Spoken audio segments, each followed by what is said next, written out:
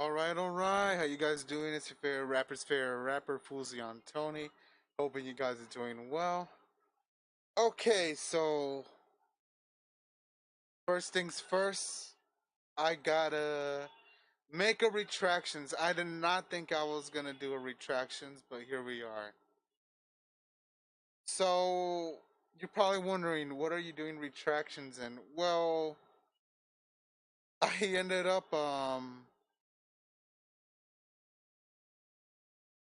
oh, hold on. I was looking at something. I got distracted for a second. But yeah, this video in particularly, I said yesterday I shared it, and a lot of people were pointing me out the flaws in the video, in that there's like a lot of bias, and I did notice some snarky comments in there. I think it's somewhat of a good video, but like the points they brought to me and like this creator, like the points they make, it's just especially on the lawsuit portion at the end, they told me that she just jumped the gun and didn't, as the lawsuit is still pending, and she just assumed, with Dennis, doing the, what you call it, the Patreon, she thought that was just to pay the legal fees, but honestly, I don't know, but, I gotta take accountability, so y'all already know.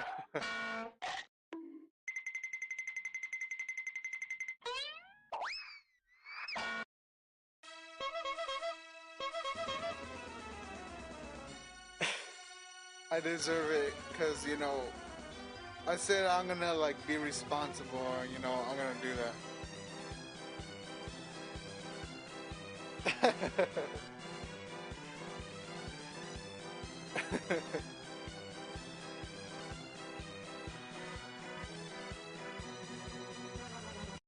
All right, yeah. Enough of that. I got my self-deprecating humor. So yeah, like this video, like the way it kind of explains it, it made me kind of believe it was convinced, but I kind of fell for like it just like not being that factual, and just being based on bias. And you guys like to know things, and when I tell stories, I don't want them to be coming out of bias, or somebody kind of like favorite having like favoritism for one side. So yeah, like I just want to apologize for that. It's just like not really informational, but we're here to see the full documentary of H3H3, as this one goes into detail on their whole kind of upbringing, how they started and how they ended now. And this came out a year ago, I believe.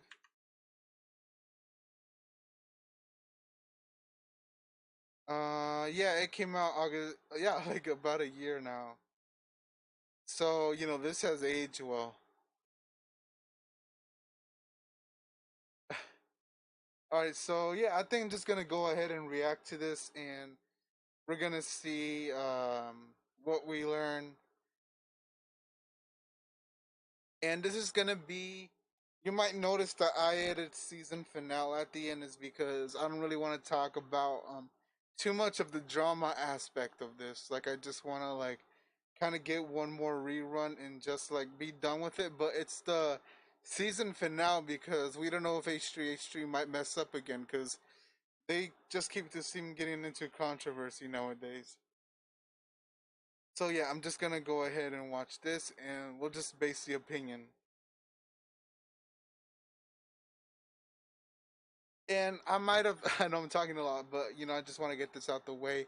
So the previous stream, I kind of was more on the emotional side when I spoke on H3H3, but I'll try my best to keep it neutral. But as a former fan, sometimes it kind of gets to you, but I gotta learn how to cope with this. H3, Ethan Klein, and H3H3 Productions, all different names leading back to YouTube's hero of fair use, whose main channel has been on decline for quite some time. At least, it seems that way. In reality, it would be deceptive to even label him as a fallen creator based on views alone, because the truth is, he's thriving on his podcast channel. But there are aspects beyond basic viewership that determine whether a channel has fallen from grace. While his views rise, there seems to be a falling inverse graph showing the amount of creators supporting him due to him setting a terrible precedent of attacking sponsorships in attempts of canceling another creator, the infighting between his old and new viewer demographic, conspiracy theories about critical videos on him being taken down or censored, and the lack of loyalty he showed to his content creator friends. All these controversies developing alongside the start of his podcast, which is no coincidence. The fall of H3H3 is as complex as an edgy creator beloved by the YouTube community turned corporate golden boy due to his ties with YouTube CEO, or it could be as simple as his unfiltered podcast and therefore opinions turning discussion about him into a hellscape. To break down his choices and find the most plausible reason for this contention, we will go through the simultaneous rise and fall of H3H3. That little box in the back of your fridge, a baking companion, a fridge freshener.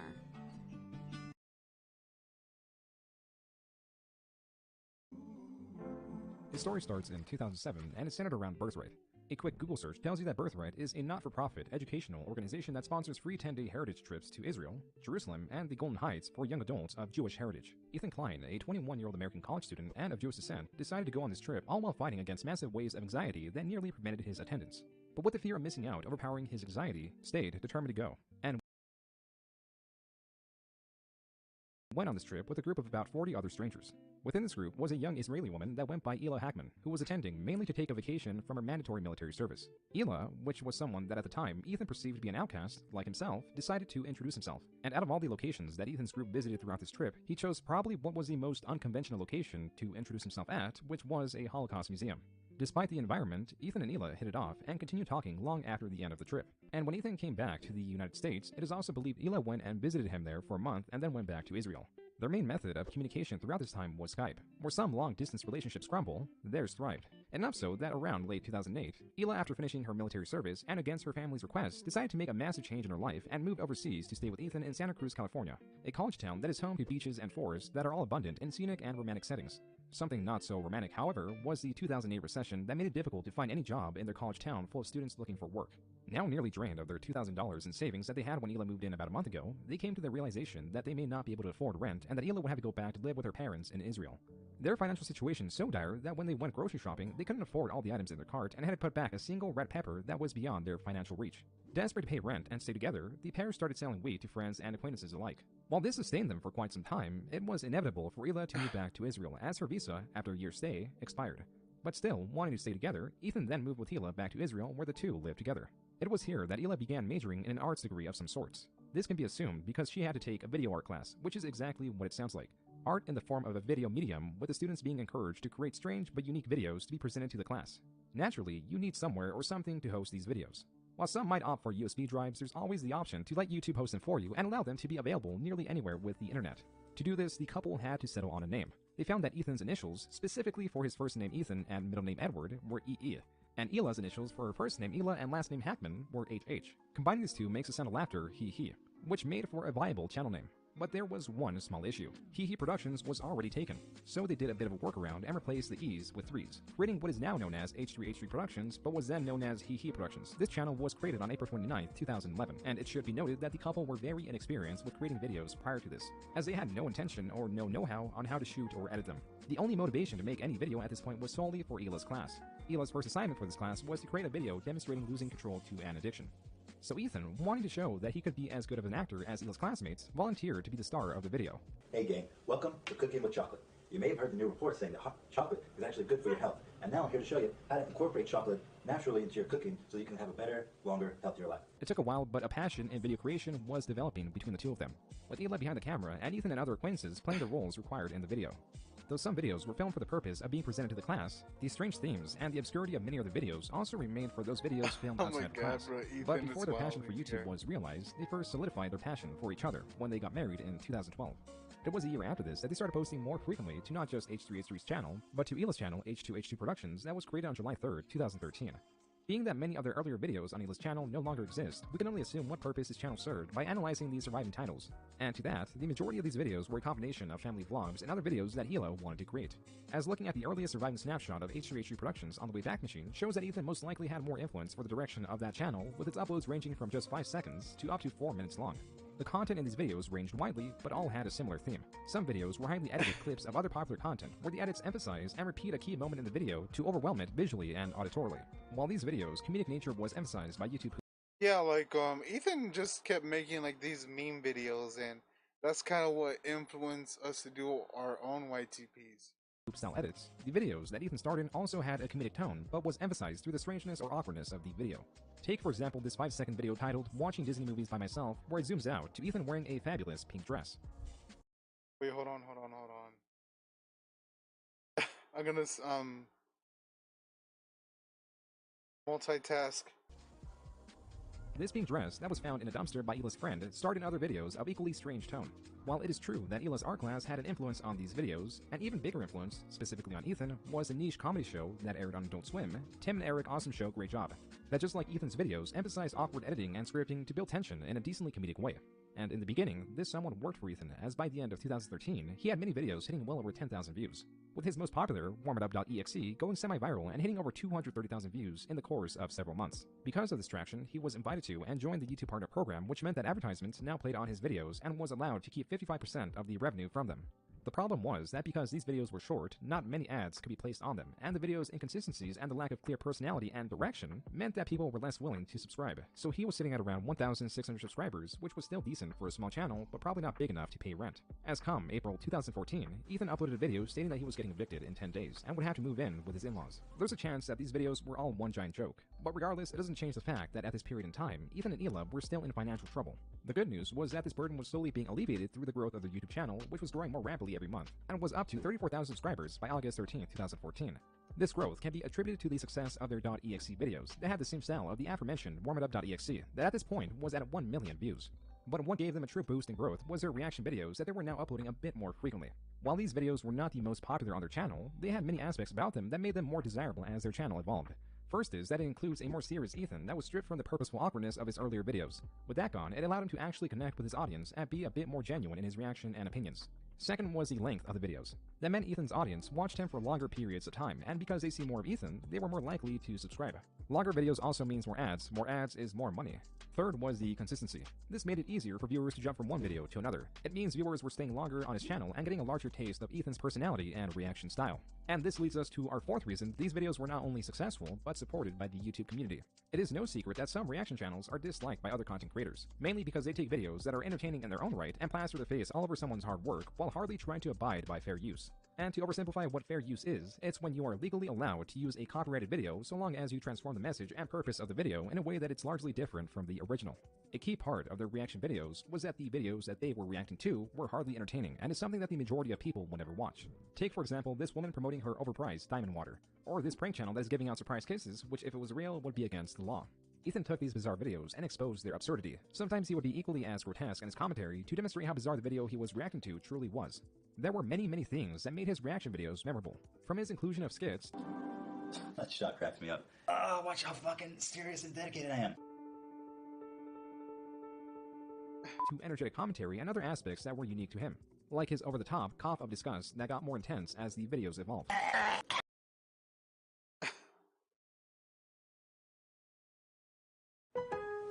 The fall season is finally here, so we promise to be there for you for any budget and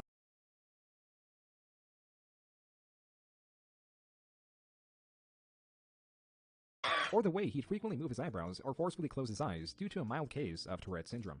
In 4 months' time, from August 2014 to December 2014, H3H3 nearly doubled in subscribers. But the biggest change is they were almost now exclusively uploading reaction content that kept getting an increasing amount of views each month, allowing them to financially stabilize little by little. They also had other means of obtaining revenue, like selling merchandise. Though they did sell typical merchandise like channel stickers, they also sold what they deemed to be dunnies, or to be more exact and a bit discreet, Jeff Dunham adult toy dolls. These came about when Elon made a similar-looking, misshapen doll for a school project and didn't know how to stitch up the hole between the legs. At some point in time, Ethan grabbed this deformed doll and began mimicking Jeff Dunham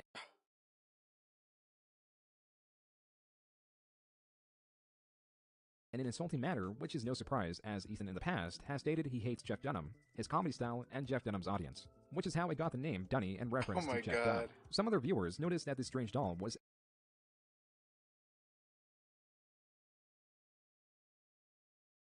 in the background of their videos. But the strange part is, other viewers asked how or where they could obtain such a deformed doll.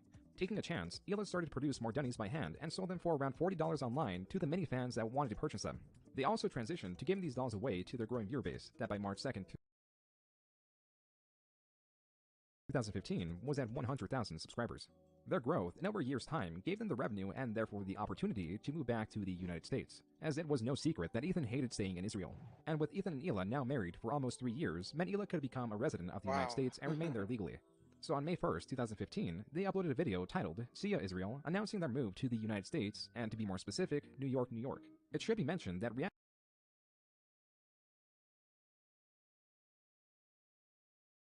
videos were not the only style of content they uploaded. Excluding the vlogs they uploaded to Ethan and Hila, which was formerly known as H3H3 Productions, their main channel had a few rare uploads of vlog-style videos of them on vacation that they could more easily afford, as they were now growing faster than before, getting around 100,000 subscribers a month by October of 2015. By this time, they were also collaborating with other influential channels like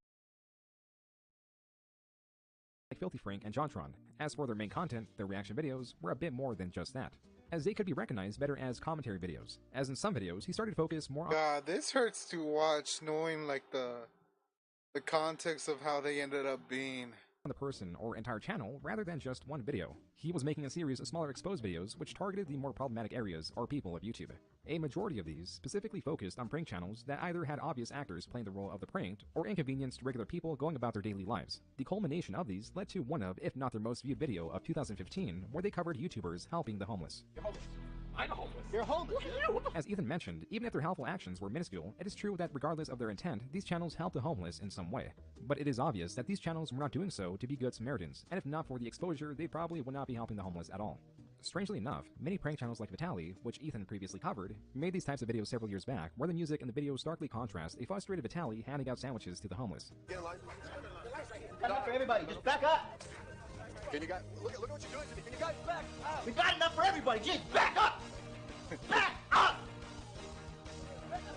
Everyone's screaming and shit. Is this supposed to make me feel good? It makes me terrified. It makes me ashamed to be a human being. This was one of Ethan's biggest talents. It was scraping up these types of videos and exposing them for their awkwardness and or deceitfulness. That is why these types of videos both did well and helped them gain notoriety and a strong footing in the developing commentary community. To emphasize his growth, Ethan's channel accumulated over 10 times its subscribers in a little over a year's time, with each upload getting near or surpassing What is a that million thumbnail? views. Following this trend, Ethan started off 2016 seeing massive success with a format that his viewer base and the YouTube community as a whole loved. But as any growing content creator will tell you, a growing focus on your channel can provide many boons, but that doesn't supplement or truly help to counterbalance the increased negative attention coming at your channel as well.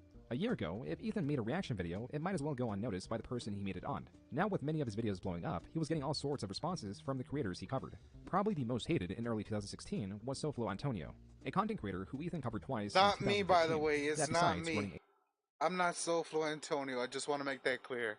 a prank channel, is well known for freebooting or uploading other people's videos while not changing anything about them and therefore probably not in fair use. The only thing he really added was a short intro to the video he's re-uploading.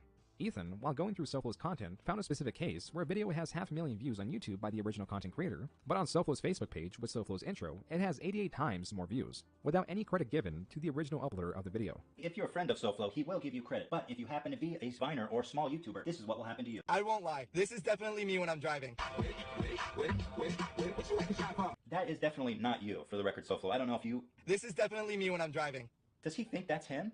Because that's not him. Maybe that's the problem. Soflo actually thinks that he made all these videos. Now, the video of this girl went really viral on Facebook. It has 44 million views currently, and I think it's one of the most popular posts Soflo's ever made. I mean, the guy even went as far to say, whoa, whoa, whoa, whoa, whoa, thank you guys so much for 25 million views. He has just taken all the credit here. But if you happen to be this girl, in fact, I know who she is. Her name is Liza, and her YouTube video, as you can see here, has 500,000 views, a measly 88 times less. Ethan going as far as to interview Liza Koshy, the person Soflo stole the content from. And wanting to turn the tables on Soflo, Ethan created his own Facebook page called Soflo Bro, where just as Soflo did, created short intros that were followed by multi-minute long videos of Soflo's original prank videos. Hi everybody, I just wanted to introduce you to our new Facebook page, Soflo Bro. We're posting the most original comedy, and I think you guys are going to have a lot of fun. We made all of the videos here. Please come check it out, guys. Thank you. You could go to Grainger.com to find what you need to get the job done. Grainger, supplies and solutions for every industry. Ram Commercial is built for mobile business owners ready for the next.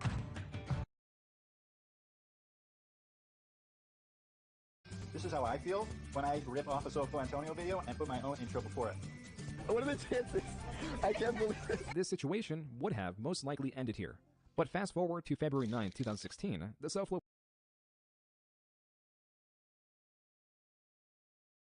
page was, without warning, removed from Facebook. Now, I was browsing Facebook a couple nights ago, and I went to check on our parody page, SoFlo that we made about SoFlo Antonio's Facebook escapades, and sure enough, wouldn't you know, it was gone.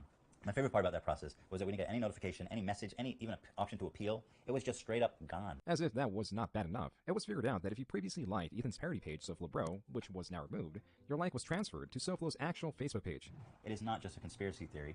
850 likes. If you have previously liked SoFlo on Facebook, the page has been taken down. You will also now have automatically liked the real SoFlo page. This is not a conspiracy. They actually closed down our parody page of people who hated SoFlo and moved all of the likes to SoFlo, and a sweeping act of justice. And let me thank you, Facebook, for finally putting your foot down to people who steal content like SoFlo Bro. That was not right. And thank you for supporting the Facebook pages that matter, like SoFlo Antonio, because people who like SoFlo Bro are certain to like SoFlo. And that was a very classy touch by you, Facebook, and thank you so much for taking care of those people. So you would now see him in your feed. This removal of Ethan's page triggered the glorious Streisand effect and prompted Ethan to make a video talking about the situation and the hypocrisy of removing his parody page that takes SoFlo's content, but not SoFlo's page that steals other people's content.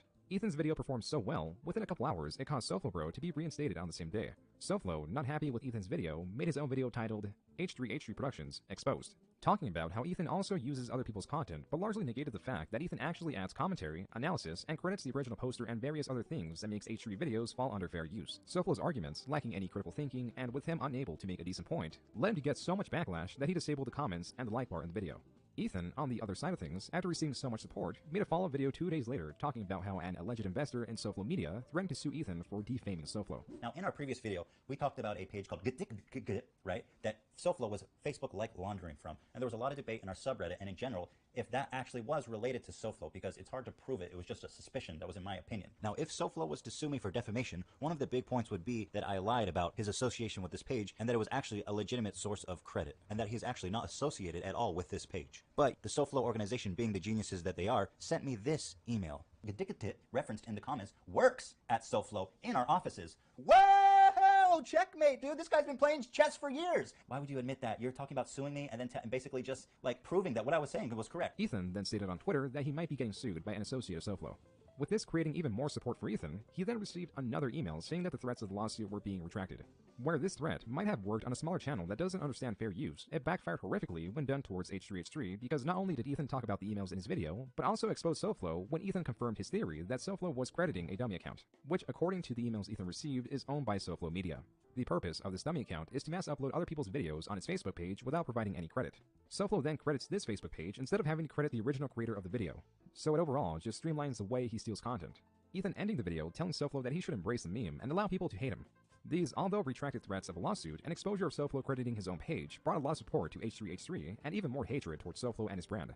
SoFlo then uploaded one final video directed towards Ethan, where he shows himself making out with a girl and playing chess against an actor that is supposed to resemble Ethan. Ethan, 3 days later, reacted to his video and appreciated that this situation did not end in a lawsuit, but instead was SoFlo embracing the meme and turning a somewhat serious situation into a comical experience, with Ethan coming on top as the victor. With this victory, Ethan was gaining a bit more of an identity on the internet, though there were other situations that did not go in his favor, like him calling out Leafy is here. Most of you guys probably know Leafy is here. I've been putting off talking about this because it's just, I'm actually friends with these guys, so it's awkward, it's uncomfortable. Oh, no. This takes me back. Oh, God. This really takes me back when, I used to binge watch Leafy all the time. And when he got into, like, the controversy, like, I remember when he made that video that ended up being ableist. He didn't know, but it still made him receive a lot of backlash. I remember like Ethan made like a video against Leafy, and that's when I found out about H3 because the rest of the squad were telling me, oh, H3 made a video on Leafy, and we would just follow back in the drama. someone he deemed a friend, but then made a video talking about how his content is unacceptable without contacting Leafy with his grievances first. Look at Leafy's channel. All he does is make fun of kids and like vulnerable people, like Joey's World Tour. There's no sport. They don't need to be made fun of. And now that Leafy's channel has blown up, he's sending like millions of like kids to just harass these people. And honestly, it is kind of just turned into bullying. I know we make fun of people, but we do our best to make sure that it's somebody who deserves it or who can take it. You know what I mean? We'd never find someone with 10 views and be like, hey, fuck this kid. In reaction to this, Leafy made a response video that showed Ethan was guilty for some of the things he was criticizing Leafy for. He does is make fun of kids. Okay, Ethan, you sure you want to make this point? You really the same in this matter? You really not a hypocrite with this? Clean cut? I wouldn't exactly call it clean cut. He's got the hair of a fucking 6-year-old dude with a goddamn shitty toupee. Even if Ethan's content was much more tame than Leafy's response video branded him as a hypocrite. But I refuse to take this line down from someone as fake as H3H3 Productions who... Oh my god, bruh. Like, the drama went deep in this one. Like, the fact Ethan kinda, like, snaked them says a lot.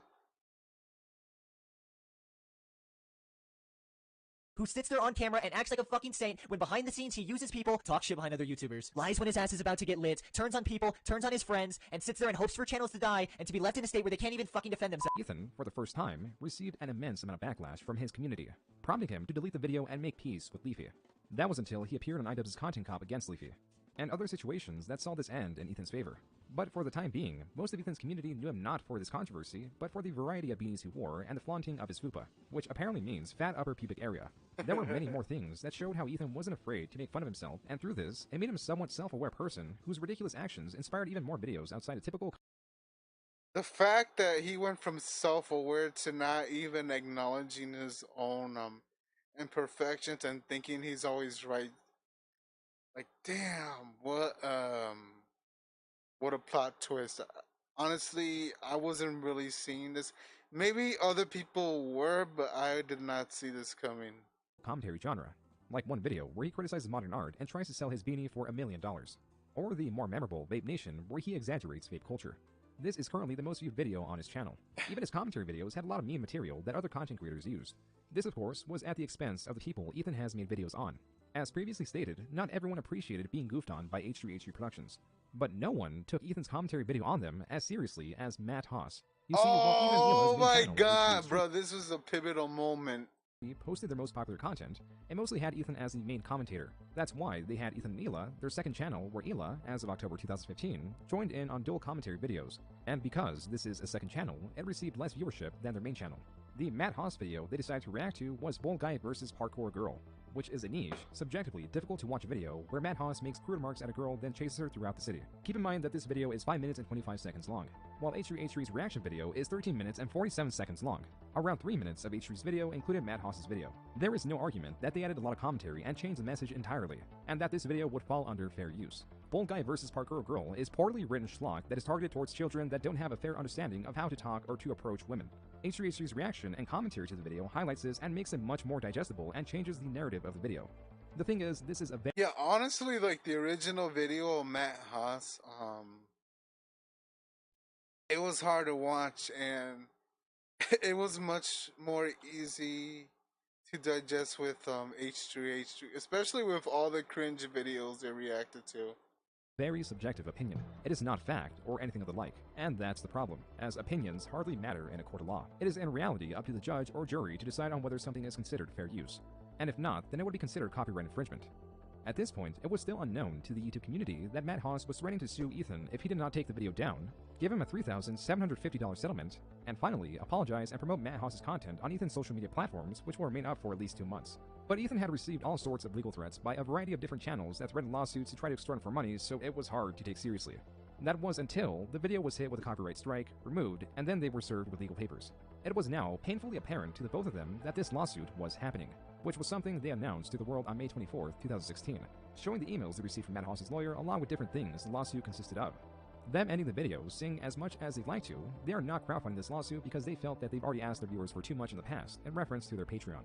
What H3H3 didn't fully understand is that this situation was much larger than them, as the result of a lawsuit like this determines whether or not more lawsuits will be filed in the future against videos that seemingly fall under fair use. This was an attack against YouTube as a whole. After all, H3H3 was sitting at 1.4 million subscribers and could be considered quite influential at the time. That's when, a day later, popular YouTuber Philip DeFranco launched a GoFundMe to— Bro, what happened to Matt Haas? Like, I don't see him anywhere. Did he just, like, disappear?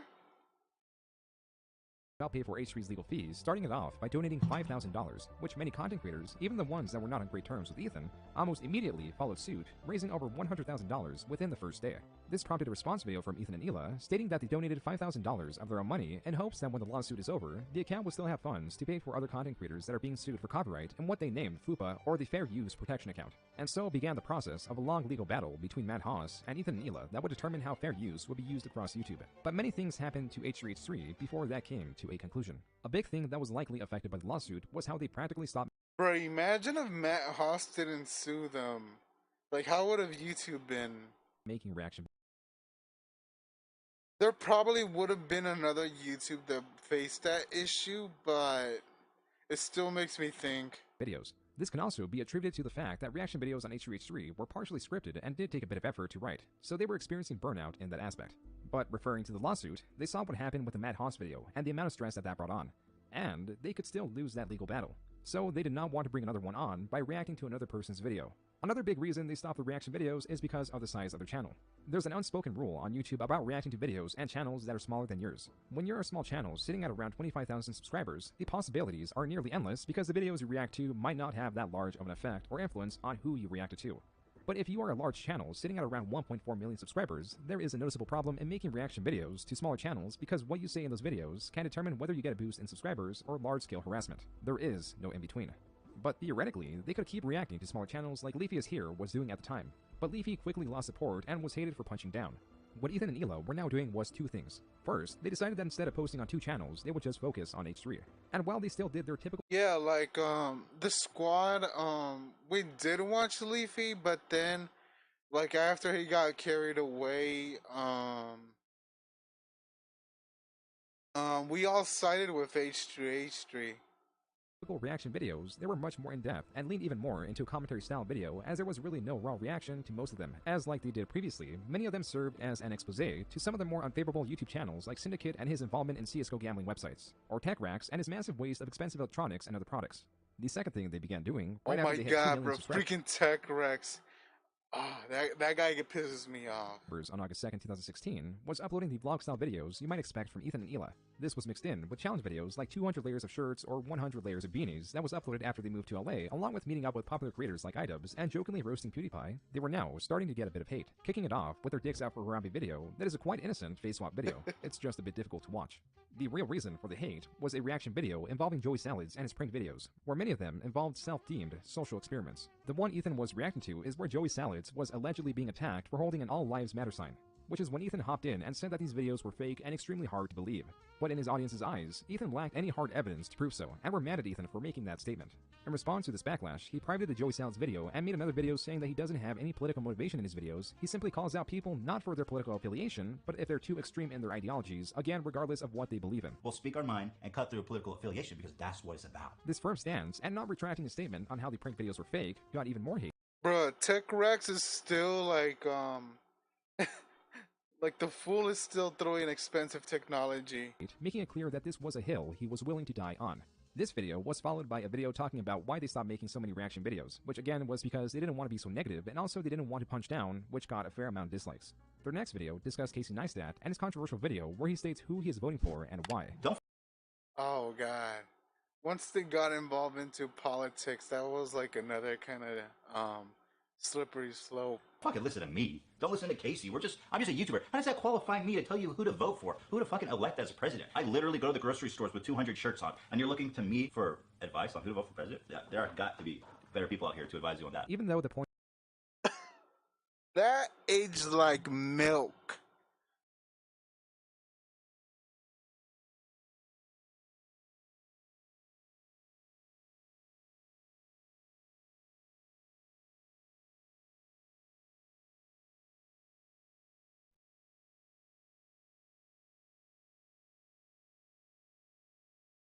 of Ethan's video was to denounce YouTubers that try to sway other YouTubers to vote in their direction, many fans still saw this as a heavily politicized video, and had the same previously displeased fans disliking this video as well.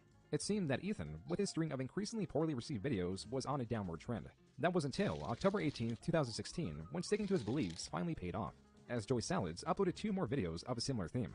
This time, one video was where a car covered in political stickers was destroyed by hooligans. That was until a spectator tweeted a video from their perspective of Joey Salads' video. This proved Ethan was right all along about Joey's videos, and even though he got much hate for it, he stuck to his beliefs that those videos were fake, which to many of Ethan's viewers was very admirable. Because even when faced against such strong opposition, he did not retract his statement, which in the end turned out to be true and led to many apologies from those who doubted Ethan and much hate towards Joey's silence. Ethan, in his next video, interviewed Joey and discussed all the backlash he was getting. With Ethan developing several strong arguments prior to the interview, and with one social experiment proven false already, it's safe to say that Ethan won every argument that he had with Joey Salads in a respectful and understanding manner. He even got Joey to admit that the other two social experiments that took place in black neighborhoods were fake. I'll admit to you, the Black Lives Matter one was fake. There you go. There's no Fucking suck my dick!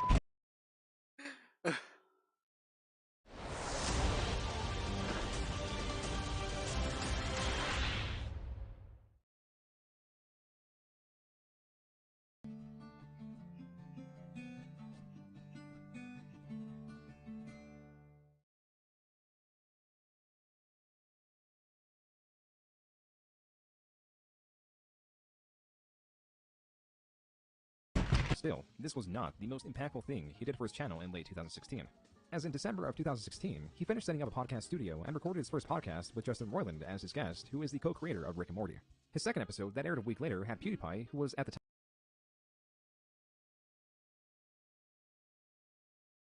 Bruh, like his podcast was the start of his downfall.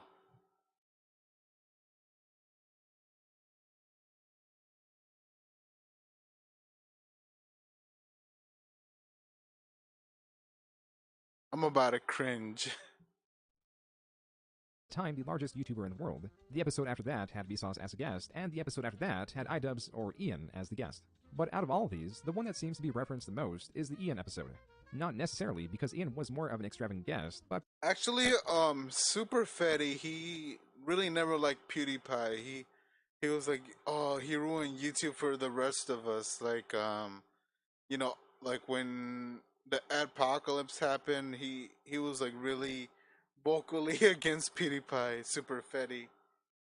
Because throughout this episode, Ethan used many of Ian's popular catchphrases, one of which combined two of the most controversial words in the English language that mere mention can have this video age restricted. While these words were not directed towards anyone nor did it harm anyone, still having Ethan say these words on recording could damage his reputation in the future, especially if he ever decides to take strong opposition against any usage of these words. But that was not Ethan. He cared much about the context behind these situations. To prove this, just a month later when PewDiePie got himself into controversy where he went on Fiverr and paid to see if people would read a controversial message for a measly $5. He was testing this website to see how far these people would go for money and was visibly shocked when people actually accepted his request. That's when Ethan made a video titled "Is PewDiePie a Racist?", where he not just openly defends his friend, but also lambasts the Wall Street Journal for using many of PewDiePie's videos out of context to enforce their bias and create a sensational article purely for greed. Think about this. The person who made this video and who wrote these articles looked at all of his videos, saw that he was talking about how the media misrepresents him, ignored that, made the conscious decision to cut out the pieces they wanted to misrepresent him again. Shame on you, dude. Ethan, like many YouTubers, understood that many of these websites hate new media like YouTube and will gatekeep important aspects of any situation, knowing well through their research that if they provide the full context, then no article could be made. Okay, it's a joke. He's not serious. There's a big difference, guys. Context matters. As a Jewish person, I'm not offended. And this is the problem with this manufactured outrage. People getting offended for people who are not offended. You don't need to get outraged on my behalf. They're openly deceiving the readers at a mass scale, which... Yeah, irony of that. Ironically, was what PewDiePie was talking about in one of his videos that the Wall Street Journal also included out of context. Defending PewDiePie was not the only reason that this situation was important, as it coincided with the hot topic of the adpocalypse, where advertisers were pulling out of YouTube en masse due to it being revealed that some extremely controversial videos were being monetized. In response, YouTube set the bar very high for what types of videos received ads in order to get the trust of these advertisers back. The result was many channels, including H3H3, saw many other videos demonetized, effectively cutting off the majority of their revenue. Some channels adapted by being more family-friendly, others left the platform altogether, but most monetized in different ways. Whether it was merchandise, Patreon, or even exclusive sponsorships that many channels were able to get through this period of YouTube, including H3H3, which now... Speaking of Patreon, hold on. Saw sponsorships take up a larger portion of their income. Not necessarily through H3H3 Productions videos, but their new channel, H3 Podcast, which was created April 7th, 2017. We are very excited to announce that we're moving to H3 Podcast to Twitch TV. If you can't make it, don't worry, we're uploading it to our new H3 Podcast channel. So their podcast, that they started at the end of last year, might have been the perfect answer to this new problem. We're looking at 1, 2, 3, 4, 5, 6, 7, 8. So 7 out of our 8 videos made us pretty much no money. Besides the sponsorships, they were now also recording the show live on Twitch, which meant more incentive for donations.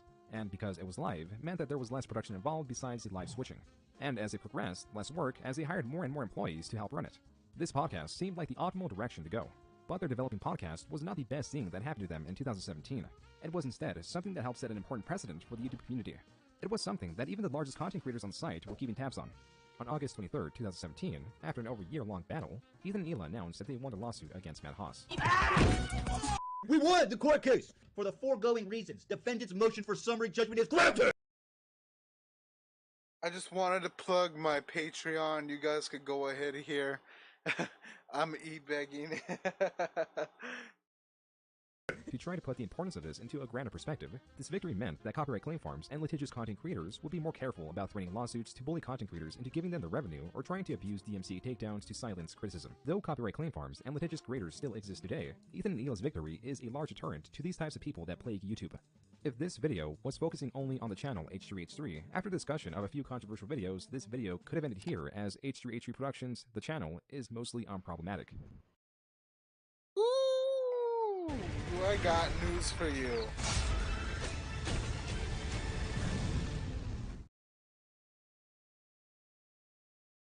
This resume is getting seen, just not by who you want.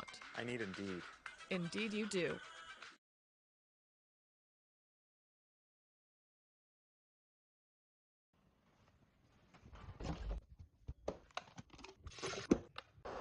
That is partly due to the fact that its uploads went from weekly to monthly to now almost a year since its last upload. In truth, what many seemingly have a problem with is the H3 podcast, which posts weekly.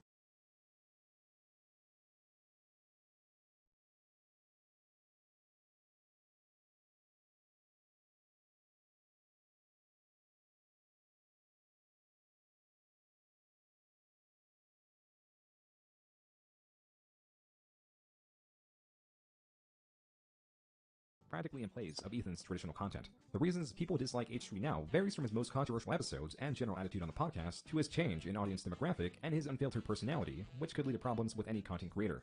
When creators like H3H3 are making a video and planning it out, many rely on reading or following a script that has points that are revised and refined. It's a process that can take some creators hours, days, or even months to find out exactly what they want to say and how to say it. And when they do say it, they can then view themselves saying it and edit out the parts that come across negatively or they feel that doesn't represent their message. It's a bit deceptive, but also efficient. Wait, so he was like editing the podcast at first? Hold on. In getting a message across, and can build up an image of a fair and thoughtful audience demographic and his unfiltered personality, which could lead to problems with any content creator. When creators like H3H3 are making a video and planning it out, many rely on reading or following a script that has points that are revised and refined. It's a process that can take some creators hours, days, or even months to find out exactly what they want to say and how to say it.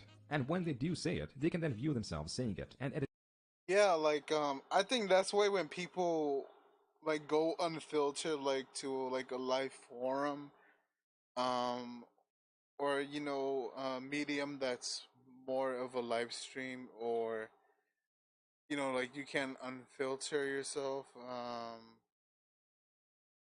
Like yeah, it just exposes who you really are, and you know, try to keep it transparent when it comes to these things. Edit out the parts that come across negatively or they feel that doesn't represent their message. It's a bit deceptive, but also efficient in getting a message across, and can build up an image of a fair and thoughtful creator. Though in the process, it confuses a creator's filtered online persona with their actual unfiltered personality. And this is a problem, as when tuning into the live H3 podcast, you see Ethan form ideas as they happen live. There are no retakes, there is just the one. So from there you see the entirety of him and the mistakes that cannot be edited out or taken back.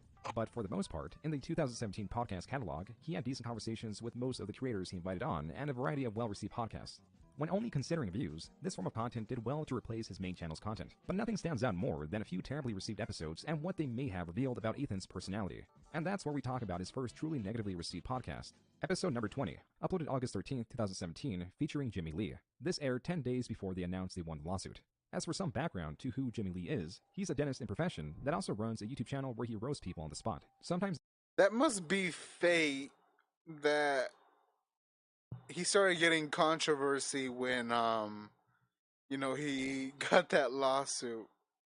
Including the person's race and appearance in the roast in a way that pardon me, when he won the lawsuit. I'm sorry, I meant to say that. Creates banter. There is no denying that Jimmy insults people in an unsolicited way, which can make him uncomfortable to watch, and mainly for that reason, Ethan and Hila made a reaction video on him, and also went out to eat with him a year prior. But after being constantly contacted by him on a daily basis since then, Jimmy secured himself a spot on the podcast. But the problems began before the recording had even started.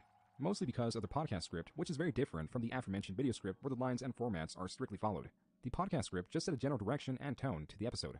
It was more of a checklist to make sure they covered everything they wanted, including his distasteful remarks, and were possibly expecting him to be more combative and defensive with his crude comedy style. But when Jimmy came on, sure, at times he was playing a character, but for the most part, when answering Ethan's questions, he was being genuine. Why? It's a good question. I don't know. I think my grandfather, when I was real young, took me to the 500 Club, and I saw the celebrities, and I got that buzz. And then in college, the casinos came to Atlantic City. I used to go see all the shows, and I just got a high from entertainment.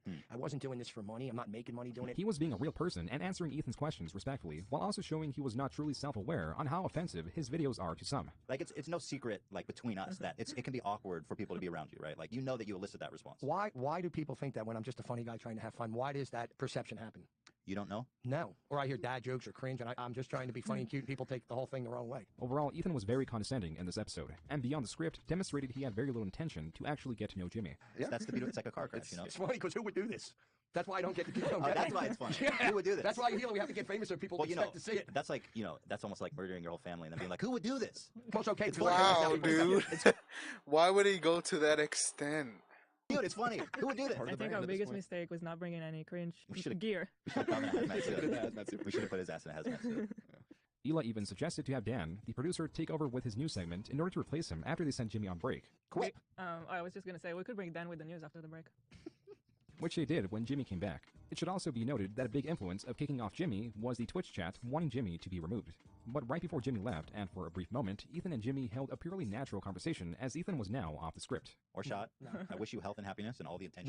What is your advice for me to get famous? You're smarter than me with the entertainment. Okay, if you want to get famous, this isn't good advice. No, this isn't good advice. Oh, you know what? I don't know. I don't know. But I don't know that I think you're too mean. I think you have to tone it down a little bit. Like, you can't, like, there's this one here. Like, because you can be funny without being like vicious. Yeah, vicious. And I know you don't mean to be vicious because but it comes off you too vicious. have a sweetheart. There's this one where you walk into a candy store and you says, "You're a big girl." Yeah, you're a big girl. That's the South Beach one. Yeah. And so to her, it's like, oh fuck, man. Yeah. I'm insecure about being fat. And I made it worse. Yeah. Yeah, I get it. Yeah. With Ethan giving the advice to Jimmy to tone down the insults on inherent attributes. But on the other hand, there's probably a market for people who just like that you're mean. So I would say either tone it down or kick it out. If Ethan was this straightforward from the beginning on how he felt about Jimmy, the podcast might have gone a different way and may have been well received. The good thing is that this podcast was relatively unknown to his wider audience because it was such an isolated incident that only those viewing the episode at the time would really know about it. But his next controversy, due to a controversial take on a controversial matter, was not so unknown. This took place exactly 1 month later on September 13th, 2017. No! When PewDiePie, the same person... Not the bridge! Oh my god. Yo, this is like when, like, the iceberg, YouTube hit the iceberg. Oh my god. Defended for what the media portrayed to be as an anti-Semitic message, in a fit of frustration said a word that starts with N and ends with R on stream. And no, that word is not neighbor. PewDiePie showed that he immediately regretted saying it and released an apology video shortly after. Hello? But it wasn't just PewDiePie that was going to suffer from this, and that's because YouTube as a whole was being hit hard by the adpocalypse. Again. Also because the H3 podcast covered this because it does not revolve purely on hosts and guests. For example, 4 days prior, they helped raise over $100,000 for hurricane victims. Sometimes they had episodes talking only about current events, and what better subject to talk about than PewDiePie saying that word. I don't think Felix is a racist person, but god damn, he really kind of just was really comfortable using that word. That really just kind of, like, you're reaching for all these words, right? And you're like, oh, let me just like a little N-bomb for you. I mean, I know this is a point a lot of people say, but it certainly seems like that's not the first time he's used that word in that context. In this episode, H3 gave his grievances at PewDiePie for saying it. And he said it in anger, he used it as an insult. I mean, it's pretty much worst case scenario. Probably the worst way you could use that word. Yeah. Other than actually calling someone. Just like to a black guy's face saying. Highlighting how this situation will make the apocalypse more unbearable, and also that he directed it towards another player while frustrated. So even though Ethan said it in the past, in his perspective, the intention was different. Ethan, in the iDubbbz episode, was using it in conversation to examine the word itself, while PewDiePie, though the other player couldn't hear him, was using it as an insult.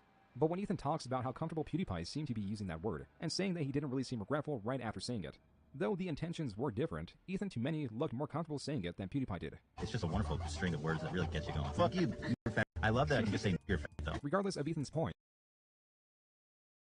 And people still let this slide for some reason. And difference of intention he was trying to make, Ethan still came... Well, to be fair, Whittion brought this up in their conversation, and yeah, in the context, Ethan was just rephrasing what Ian was saying, and Whittion says he doesn't think Ethan is racist just for saying that word. Came off as arrogant in this podcast. And to a fair portion of his fans, he came off as a hypocrite that showed a lack of loyalty to his friend. This was made... Oh Oh my god. Made more unbearable by the fact that this was the main subject of an hour and 18-minute long podcast, but not many wanted to believe it. Some tried redeeming Ethan in the comments, but on a larger scale, big news channels like Scares and Drama Alert, when reporting on the situation, were surprised that Ethan found himself in a controversy. Ethan, in the very next episode, made what was in nearly everyone's eyes a massive mistake by doubling down. But not only was he doubling down by reinforcing his previous statements, he was also doubling down on his arrogance when he called Keemstar's and Scarce's videos covering him plebeian. H3's a hypocrite. I didn't watch the podcast, but this guy says he's a hypocrite, and I didn't have any content today, so I'm going to post a video, and I don't really care about what it actually means. I'm news, but I don't actually look at things beyond surface value. Keemstar. If you think about it, both of them said it. Like, both of Ethan and Keem has said it once on camera. Scarce made these plebeian videos. These are only small snippets of his love when he ran towards them and his community, which added even more fire to this controversy. He was not the cool and rational funny Ethan in his traditional reaction videos. He was instead being the type of person he would react to. But in defense of Ethan, he had his friends on the podcast and was venting to them about the massive influx of criticism coming his way. He was annoyed and frustrated and most likely intoxicated, as throughout the 3-hour-long podcast, he was visibly drinking. Still, the way Ethan presented himself was unfavorable, and excluding the external influences, a bigger fear in many is that this was a larger part of Ethan. Maybe he's always this pompous. He just does well to hide it most of the time. In the next episode, Ethan apologized for what he called his drunken rant. I think the only thing I really want to apologize for is that drunken rant. Then later trimmed the rant from his previous podcast. Not entirely to hide it, because many people knew about it, but because he was embarrassed about it. And from here, his content resumed regularly. But just like this month and the month prior, the next month had an episode that was poorly received by fans.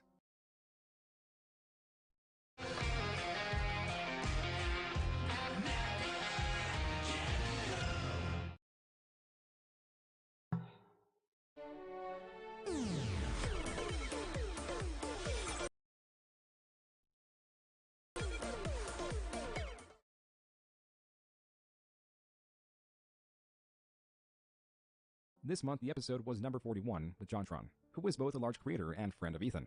They've collaborated with each other before Ethan moved out of New York, but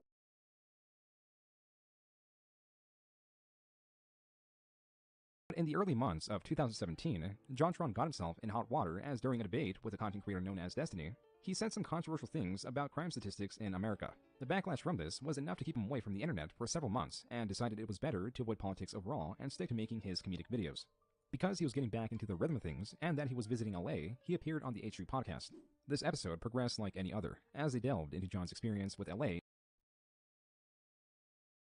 and the things Mark Zuckerberg was up to.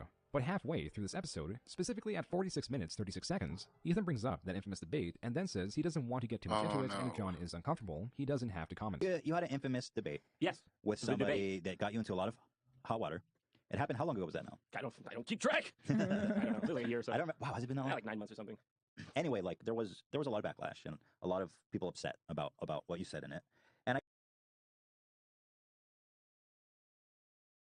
guess my question is, because I don't want to get too deep into it, because this is a fun, lighthearted time. I don't want to debate anything with you. I don't want this to be anything negative at all. So if you're uncomfortable with anything, like, you don't have to comment at all. Like, I know you've moved past it and it was a really hard time for you. Yeah, I'm sure people want to know about this, so I just get it out of the way, because I haven't talked about it since then for good reason. I don't really want to get into this. It's a minefield of sorts. I'm not going to go back and nitpick everything I said and say and qualify it or anything. All I'm going to say is that, yeah, in that moment I was, going into something that I needed a lot more time to prep for. I just went in guns blazing because you get a little arrogant sometimes. I guess you think, like, I'm going to take this guy to task, but like, obviously I understand, like, why people had the reaction that they did. It's not as if, I look back at some of that and I'm like, why the fuck did I say that? Like, this is no matter what, right or wrong, this is a fucking bad look there. I'm aware of that. But, yeah, it's pretty simple. Like, I'm not really going to get into it. But, I guess the main question on everyone's mind is, is he a racist? Is he a Nazi? Mm-hmm. Simple answer, and this is what everyone wants. I mean, no. I treat every single person with the same respect they afford me. So, I felt bad about the incident in a sense. But, like, I also just feel bad that we can't talk about these things without witch hunting each other. Right. Because, that's basically my full statement. Which at this point, one could argue that this is fine. The debate is a part of Jontron's past, and a big thing to talk about. But also he doesn't want to get too much into it, because it's clearly something John regrets. John then responds by saying that he regrets it, and gives what he calls his full statement, which would normally be a cue to move on to the next question. Fair enough. But Ethan asks more about the situation, and John talks about it, then says he doesn't like reliving it. And this keeps going on and on. I don't like reliving it. No, I don't. Did you have a lot of self-aware moments during that? Of course, the whole time. You're just like, I was like, I should not be here. I was wondering that. I was like, I'm not the person. No. I mean, did you say? Do you feel like you said some things that you regret? Oh my god! God. A lot of that the whole thing was like, just to put it in perspective for you. The second I went into that stream, it was an instant bump moment. Right. Curb Your Enthusiasm. I was thinking to myself, can I just Would it be weird if I just was like, sorry, Mike's breaking up? I just don't. I really don't want to get into this. I would like to move on as quickly as possible because I just really don't want to get into this. But I mean, it's. I don't think it's a stretch to say the current social climate's insane. Yeah, and, for sure. And the only way we'll ever get past it is just talking about stuff. I don't want. I just want to make people laugh. That's really. I'm not trying to get back into this. But people always ask me this. I've just continued down that path, and I don't really feel like dredging it up because it's pointless. I'm not gonna get anything else out of me from it. not you.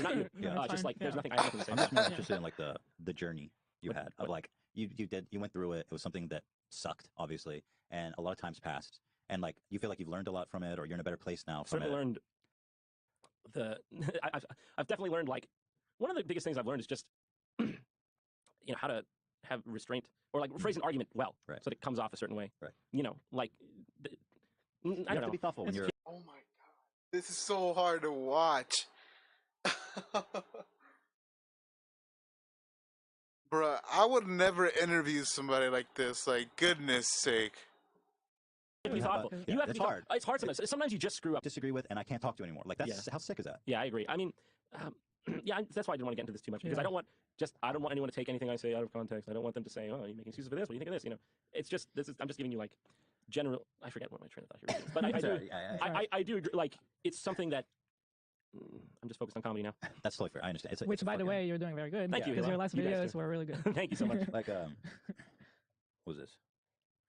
Like and I noticed you. I mean, you disappeared for a while off YouTube. How long was it between coming across?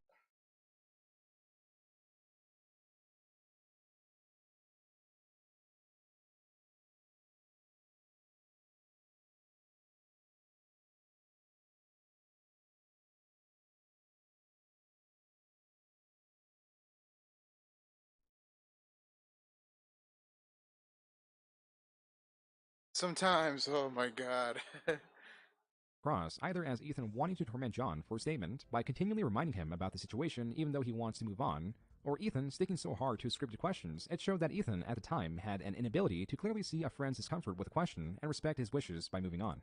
Many viewers interpreted the situation as the former, with Ethan grilling his friend in a way for him to repent and or to increase viewership by talking about a controversial situation. While this episode was not as well received, it still performed much better than his podcast about PewDiePie, mostly because Ethan's incessant questioning only took up 8 minutes of a 2-hour podcast. But what felt like Ethan's de-evolution was not just something going around the growing community of his detractors. It was something that on January 12, 2018, Ethan talked about and accepted that as he got more into his work, he was noticing he was getting more arrogant and grouchy. But now, he thinks he's getting to a better place in his mindset and can put out more traditional H3 videos. Hanging out with my friends and my family, and I just started to realize like I had become a worse person. I was a better, more mature person before internet fame or celebrity. So I don't know. I'm trying to get to a better place mentally, and it's hard to talk about because it's very abstract. I don't even know if that made sense, but I just want to tell you guys why we disappeared. While this was directed towards the lack of H3 videos, it could also be applied to how he reacted in some of the aforementioned podcasts. And maybe he was in a better place. As time went on and he gained more podcasting experience, these podcasts flowed more smoothly and without much controversy. Ethan saw a long line of uncontroversial episodes, and with that, steady growth to his podcast. Even channels like H3 Podcast Highlights, that was created last year to host short key segments of episodes. Didn't Love create this one? I think he did. And he kind of runs it. I think he said that to the Island Boys. Was gaining decent traction. But his glide to the top was not perfect, as there were still a few rocky episodes released along the way. Almost halfway into the year came episode 68 of the podcast, titled Booty Doctor Sued for Filming During Surgery. When an episode is titled like an event and not a person's name, along with Top of the Week being in the thumbnail, it usually clues the viewer in that there is no guest on the podcast this week, as Ethan and Hila are going to be talking about current events.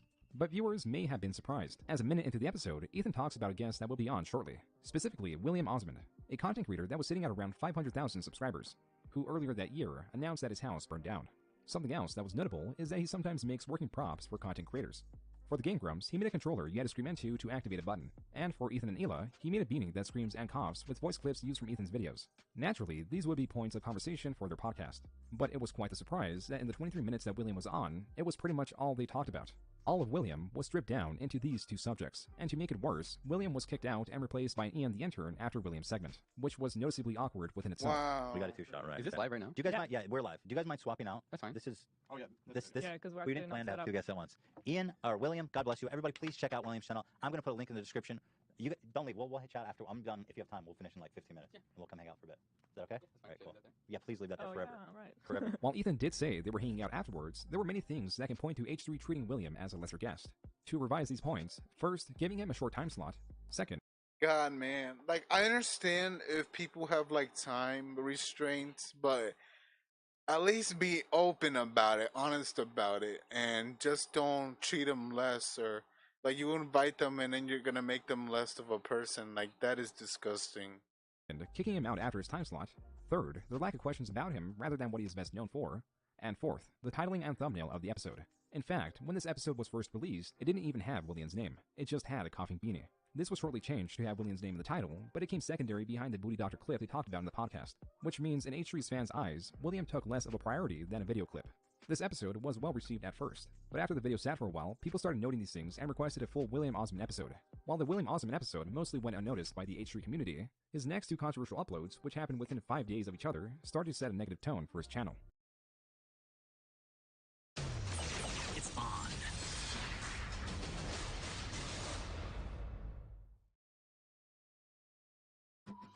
We cook each butter burger to order for you and the people you love, so it's the best part of your day. The best.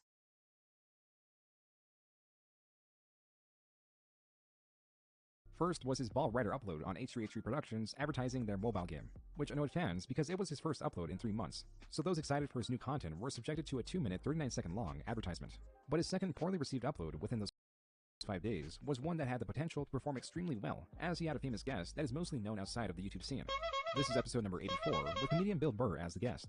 While things started off mostly positive in the podcast, it was overall... That wasn't for Bill Burr, by the way. Having both a big guest and someone he looked up to on the podcast that amplified Ethan's nervousness. I'm so neurotic. I'm nervous. I'm nervous right now. Okay. Very nervous. I don't think but that can help. How do you, was there ever, no, trust me, I'm on edge. Was there a point though? To sum it up in short, Ethan was interruptive of Bill Burr, and when Bill Burr roasted Ethan in jest, Ethan took it as a genuine insult instead of a joke, which made the podcast more awkward as it progressed. Then everybody also watches like the Dog Whisperer and that, and then they try to be the guy running shirtless up. Yeah, everybody does that. They don't even know what it is. There's so many. See, if you would have... I did that for a while. Like, I thought the magic was making that noise, and it's just like, no, this guy's been working with dogs forever. Does he even know anything? I also wonder, does he just pretend like he knows, and then we believe him? You know what I mean? I don't know. I mean, you're right. You're I mean, he's doing this. I mean, what does that do? Well, I think the guy knows what he's doing. Okay. Right. He got a TV show. There's people. He worked with a lot of famous people's dogs. No famous people got eaten by dogs. So I would say, on some level, he must have known. Yeah. You're a really cynical guy, man. I thought you were down. That is a lot. That is a lot for me to say that. Like, you're like out there down, but apparently I'm cynical even. Like, oh, it like broke my heart, and I was proud that she said 3 words and she totally communicated. Like, right. So yeah. Oh, it seems like you're in love with your daughter. Hearing you talk about her on the podcast. Jesus Christ. Well, you're pretty perceptive. It's like you care about your own child. Listen, more than that, okay? Because again, you're this character. You gush over your daughter. Not everyone gushes. Did your dad gush over you? I mean, I was too little. Yeah, no, my dad actually at work did. At work, that's when I learned, like, oh my God, yeah, he really likes us. But when he came home, yeah, he was cracking the whip. Your bad mate? You're doing your studies? Well, why not? You know, that shit. And he also had a zillion kids, so I mean, yeah. Really? How many siblings do you have? I don't know, dude. The internet's too fucking weird to give out all that information. Oh, you don't want to say how many because you're afraid that it will by all means, compromise keep your talking privacy. about it. Is there anybody you can just ask? I'm honest, dude. Like, seriously? Oh my God, dude. Okay. Well, off the air, I'll talk. All right. Jeez.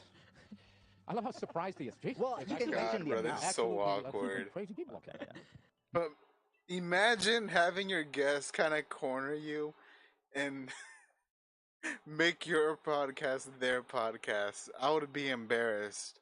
There were other key moments like this that stood out. I love everything you do. The great. This is how you turn it around. I where made you uncomfortable. Now you fucking uncomfortable.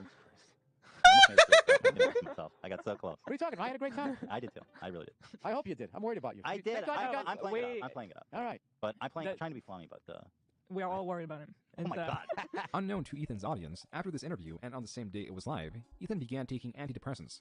Now, talking about the podcast as a whole, showing these 6 specific poorly received podcasts in sequence might make Ethan seem like a bad character. But in truth, his 78 other podcasts at the time were well received as he was still receiving widespread support. The way it should be perceived is that 1 in 14 of Ethan's podcasts will perform bad, and those numbers are not terrible. It's just the reality of putting your personality out there and sometimes you mess up. This is usually better received when you own up to your mistakes, like when he apologized for his PewDiePie rant, but that still leaves the other episodes where he failed to acknowledge the criticisms about him, at least not centralized in one video or making corrections in the comment section. And when that happens, these criticisms still lay true. In the end, all 6 of these podcasts are responsible for Gokinaru's video, which was released on October 27, 2018.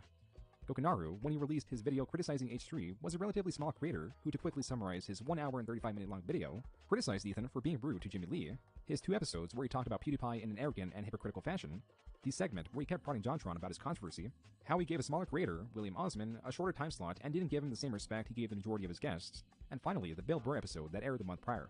He also criticized Ethan for a long list of things, like how he believed that Ethan gives preferential treatment to large content creators, or how he gives a spotlight to some problematic creators like Shoe Nice, who is known for being a very mentally unstable and unreliable person. especially in his claims and mental state. Smaller criticisms include the length of his ad reads and unwelcoming body language.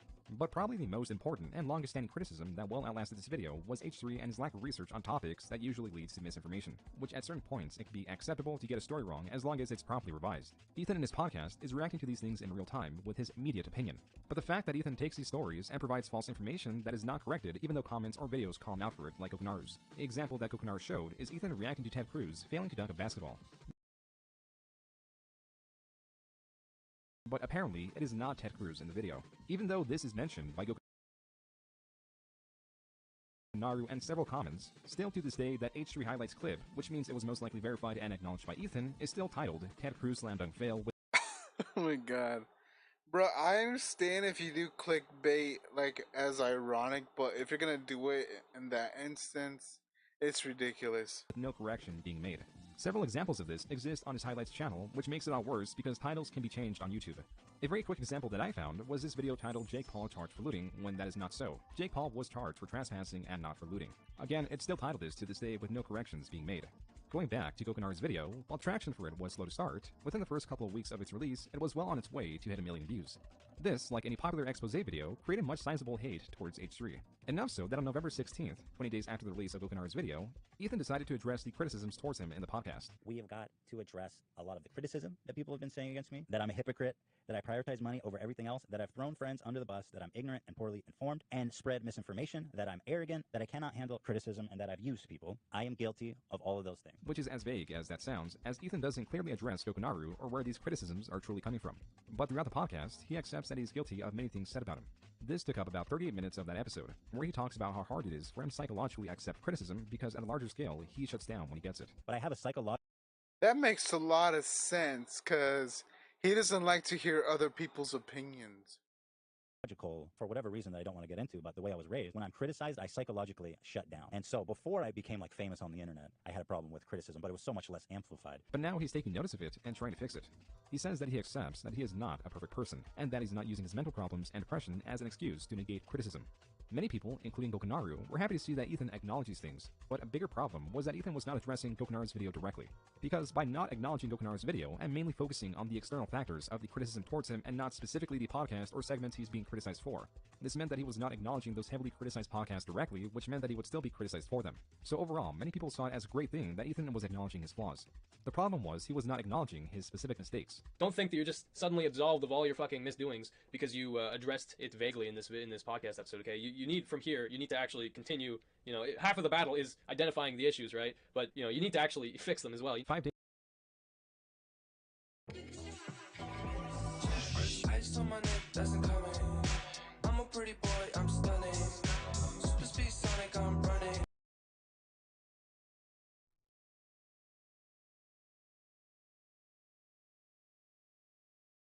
Days after this podcast, Kokonaru uploaded a video in response and was happy that Ethan was accepting his flaws and made a few corrections, like how Ethan does give a spotlight to smaller creators like Captain Disillusion.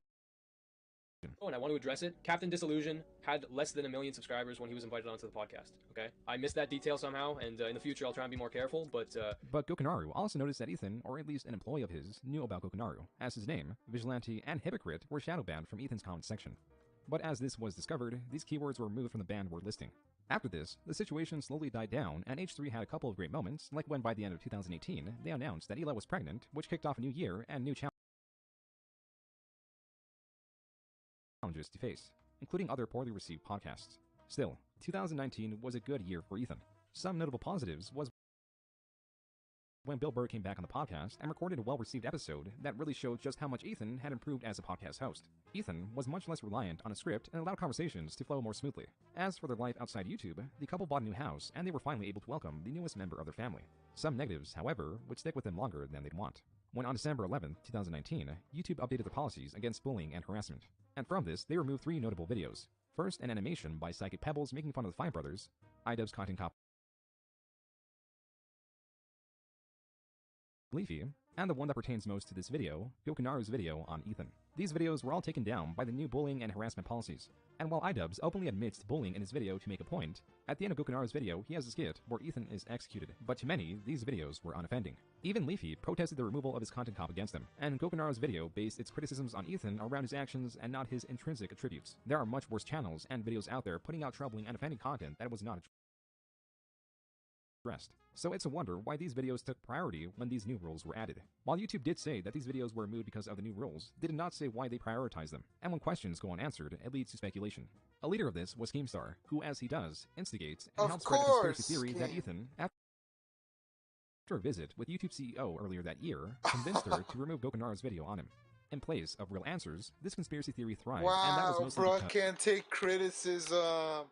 Wow. Because of the Streisand effect. That and most content creators are heavily against the removal of non-offending content that has criticisms or the like, which made one thing about the situation clear. YouTube's removal of Gokunaru's video did more to harm H3 than it did good, as it brought more attention to re-uploads of the video and reignited much criticism mostly focused on Ethan. It didn't help that Ethan didn't fight for the reinstatement of Gokunaru's video like Leafy did for the content cop. As someone who had their video unjustly taken down, it was strange to see Ethan not fight for a video that many saw to be unjustly removed. If he came out and made a video in support of Gokunaru's video, these conspiracy theories might have been squashed. But he did not. By the start of 2020, while many viewers still took a liking to his content creators suspicious of Ethan were making their own videos criticizing him for a variety of things. The most notable of early 2020 was some ordinary gamer's video titled The Hypocrisy of Ethan Klein. This is a notable video, not because it's well researched, as deceiving as the like to dislike ratio was, it was a very bad video, at least in terms of research.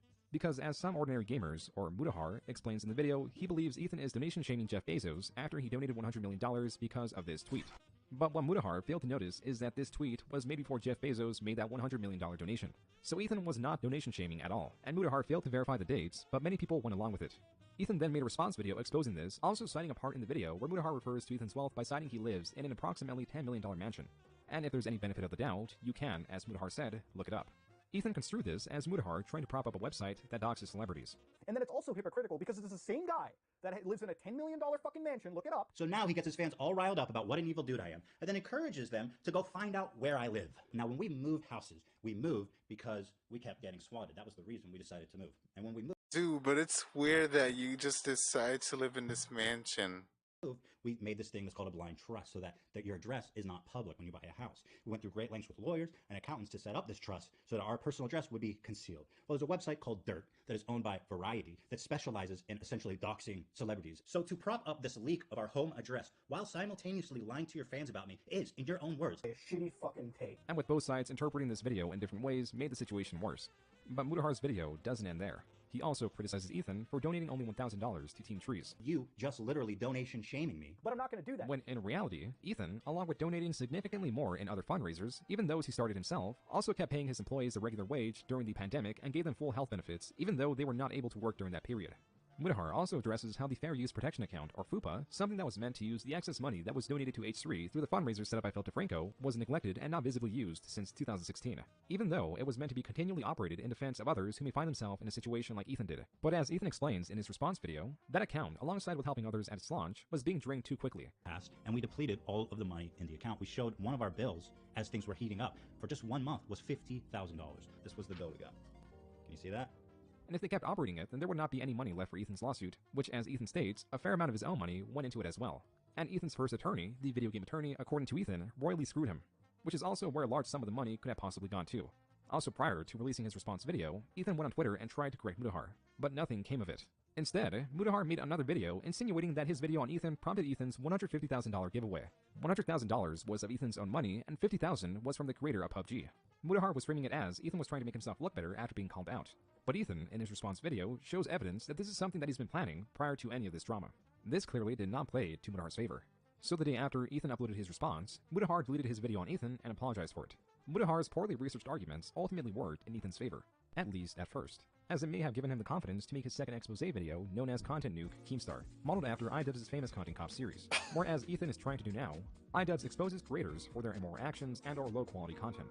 As for what triggered this, it was when Keemstar covered Ethan's response to Mudahar and said that Ethan is a liar for saying that he used some of his own money to cover the expenses of the trial alongside Fupa. Keemstar specifically citing how the developers of Payday 2 launched a $5 purchasable skin of Ethan and Hila, where any money made from this would go to Ethan and Hila and their lawsuit. Allegedly, according to H3H3, all the money in the Fupa Fund is gone now because he used it on his lawsuit. It says in these tweets back in 2017 that basically he used all the Fupa money for the loss and that he spent an extra $15,000 of his own money on top. But ladies and gentlemen, I am here to tell you that Ethan Klein is a liar. So look, I just want to say it right now, and this is not me like guessing, this is a bold statement. The statement when you say we spent $15,000 of our own money is false because of the Payday 2 money from the DLC that you have not mentioned at all. For some reason, you're not mentioning that huge check that you got for that. That wasn't meant to go to you, it was meant to go to your lawsuit. So Keemstar's argument was that Ethan didn't spend any of his own money. He most likely spent the money he received from the developers at Payday 2. But the internet was quick to fight Keemstar back on this point, as that was still Ethan and Hila's money. As many pointed out, once they received the money from the developers at Payday 2, they can deal with it as they pleased. This situation could have easily died down if Ethan corrected Keemstar on this point and showed where his argument is unreasonable.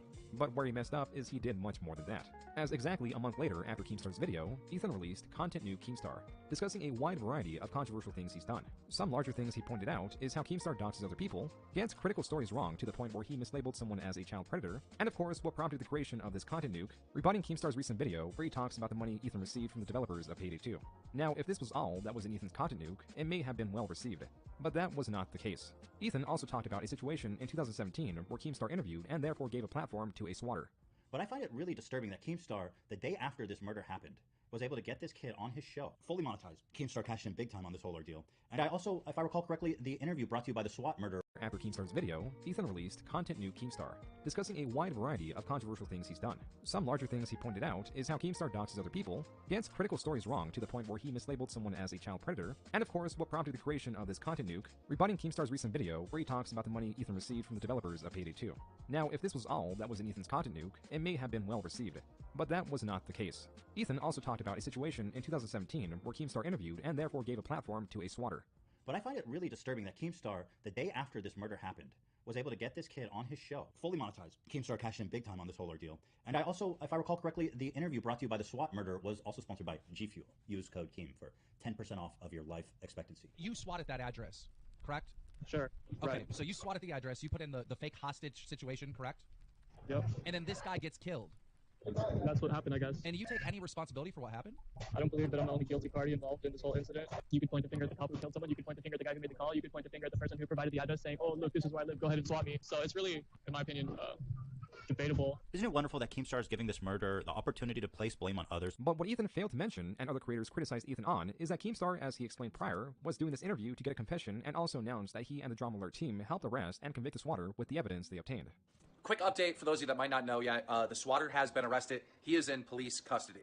He told me that he had limited time and he had to do it like right away, so I had to rush over here and I didn't have time to prepare for this interview at all. At this time, I didn't even know if he was actually involved in playing the COD game for $1.50 or not, or if he was just a third party. But I didn't have time to organize all the facts. I just had to do this interview right now. And my main objective with the interview was to get him to verbally confess to what took place. Like, that was my only goal, and I had all these strategies and all these techniques that I would pull the truth out of him. But as you saw in the interview, he verbally confessed to it, like, right off the bat, and then I was just lost. And then the guy just kept throwing me off by not being remorseful at all or sorry for what took place. I was just, like, at a loss for words. Like, my brain stopped working. I never really prepare for an interview with, like, a script or questions or anything like that. I always just wing it, but in this case, I couldn't even just wing it that well. But I'm glad we got at least the confession. Along with that, Drama Alert helped raise $28,000 for the victims of the swatting. There are two major perspectives that are taken in this case. Both highlight a potentially bad aspect of Ethan. If Ethan did not know about how Keemstar helped get a conviction or that he helped raise money for the victim, it shows that he did not research a critical video well enough. Which is not too terrible, as content creators are not perfect and tend to miss important pieces. Yeah, like,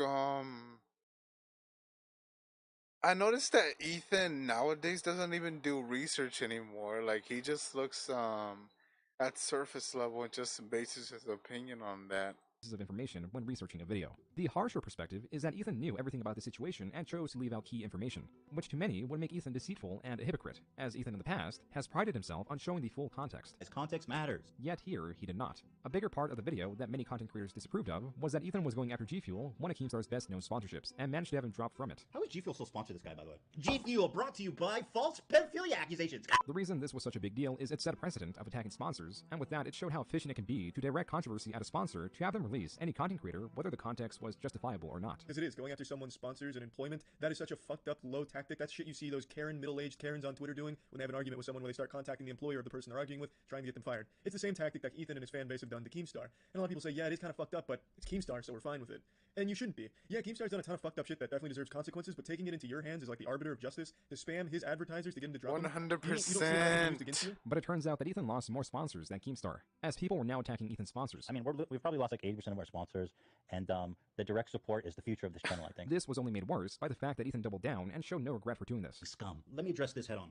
I am not someone that supports going after somebody's sponsors to try to cancel them for something bad they've said. G Fuel is as much a part of Keemstar's identity as his beard. He has it on his head in every video. He's got it on the desk in every video. It's very much a part of his identity. How am I supposed to criticize Keemstar and not address the fact that G Fuel is on his desk every time? In the hurricane of destruction, there's always G Fuel sitting there on his desk. To Ethan's credit, Keemstar in the past also attacked other people's sponsors, albeit at a smaller scale, as he explained in his 2 additional content noobs that together make up 30 more minutes of criticizing Keemstar. Many of these teams are big, they have lots of sponsors, and at the same time, they're being racist, homophobic, and trying to convince other children to kill themselves. You went after my sponsors! And they are sponsored by Elgato, Loot Crate, Scuff Controllers, and CyberPower PC. It's an absolute first for YouTube. Why are these sponsors sponsoring such a team? You went after my sponsors! While Ethan did have much damning evidence on Keemstar, a big complaint about the overall Content Nuke series was much of it was pre-existing, and an important thing about Keemstar is that he's been cancelled many times by an endless list of creators, both big and small. So Ethan's videos was just a drop in a bucket. It is arguable that this situation ended worse for Ethan because of the few points in his videos where he failed to give complete context and that he set a precedent of attacking sponsors. And since the situation made both parties look far worse than before these set of videos were released, it's hard to say that there was a clear winner. But things like this are hardly ever resolved after a few instigative videos. And before we get into the next section, it is worth noting that almost any content creator has a list of distasteful things they have done or said in the past. But unless you're on Twitter, these things are not relevant, usually because there is existing overwhelming support for that person. But when creators butt heads or someone's involved in a large controversy, any minor tidbit of negative information will eventually surface. And unluckily for Ethan, he still had something big happen in his past that had yet to be truly resolved, and that is responding directly to Gokunaru's video on him. While Ethan did make a podcast talking about how he's guilty of the many criticisms on him, he never reacted directly to Gokunaru's video, and that means he did not react directly to the sources of many of these criticisms. So Keemstar, wanting to reignite this fire, re-uploaded Gokunaru's video on Drama Alert and titled it The Plunge of H3H3 Productions. The word plunge specifically used because all images of the gun in Gokunaru's original video was replaced by a plunger, and all references to killing and death were removed. Therefore, this should have been theoretically okay to re-upload. But it took just 4 hours to be taken down by YouTube for the same reason Gokunaru's original video was removed: simulated violence. Which is strange because the video had mostly been wiped clean of anything that went against the guidelines. In protest, many content creators tried to re-upload their own versions, not so much because they cared about the drama between H3 and Keemstar, but because YouTube was suppressing a video no matter how much it was changed. This resulted in the video being hard-blocked on YouTube, with few incomplete versions still existing on YouTube, seemingly under the radar. This suppression of Gokunaru's video gave it more power than it would have had if it just remained up. Now streamers and content creators alike were watching the video that was so bad that YouTube had to keep taking it down. The longer H3 went without acknowledging Gokunaru and the criticisms in the video, the worse it looked on them. So finally, a little over a year and a half after its release, Ethan said they were going to react to it in the next podcast, which was released May 30th, 2020. There are many things to cover in this 3-hour-long podcast, which because of the length will be summarized quickly. Ethan kicks off the podcast by stating he is not responsible for the video being taken down. We were able to figure out that Susan visited H3 on April 18th, 2019. Yes, the evidence is definitely, I see where he would draw the conclusion. But I will say that, that no, I'm not responsible for the video being taken down. Ultimately, why would I have it removed after it was all settled and obviously renew this whole conspiracy about, like, censorship? But he understands why there might be a conspiracy theory about it. He also talks about when he called out Leafy in 2016, and Leafy made him look like a backstabber by showing private messages between them where Ethan says don't give Pyrocynical a platform to defend himself. Leafy made it look like I was just railing on Pyro, but this is shit that Leafy was sending me. Pyro's a fucking psychopath. Yeah, he's a fucking rat, dude. God, I fucking hate this guy. He's a scum. Fuck this guy. Likewise, man, hopefully he just falls in a ditch. Yep, he's cancer.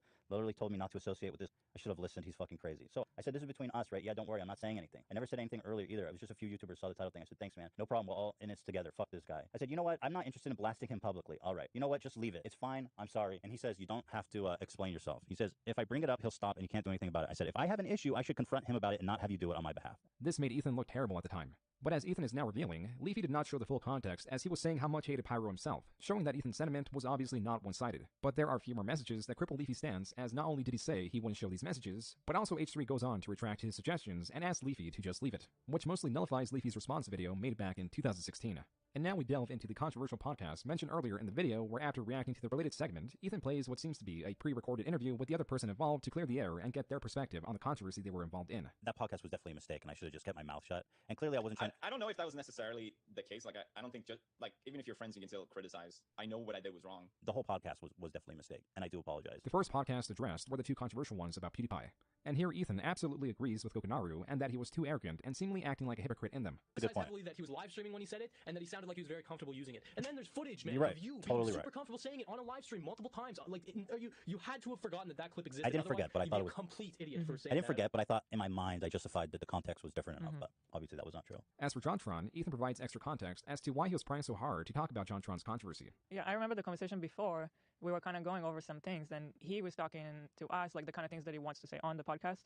It was because prior to recording, John said that it was something he wanted to talk about and get off his chest. But during the recording, John got nervous and may have shortened his statement. It's funny, at the time, there was like this incredible pressure on me to ask John about that. Yeah, no, we talked about it beforehand. Like, we met. You didn't blindside me, basically. I know that's what. But in Ethan's perspective, he kept on prying because he wanted to get the point across that it's okay to be friends with someone going through something controversial, and it helps to talk about instead of shutting that person off entirely. You know, that's been the thing. People have been saying that you just kind of came at me and I didn't know it was coming.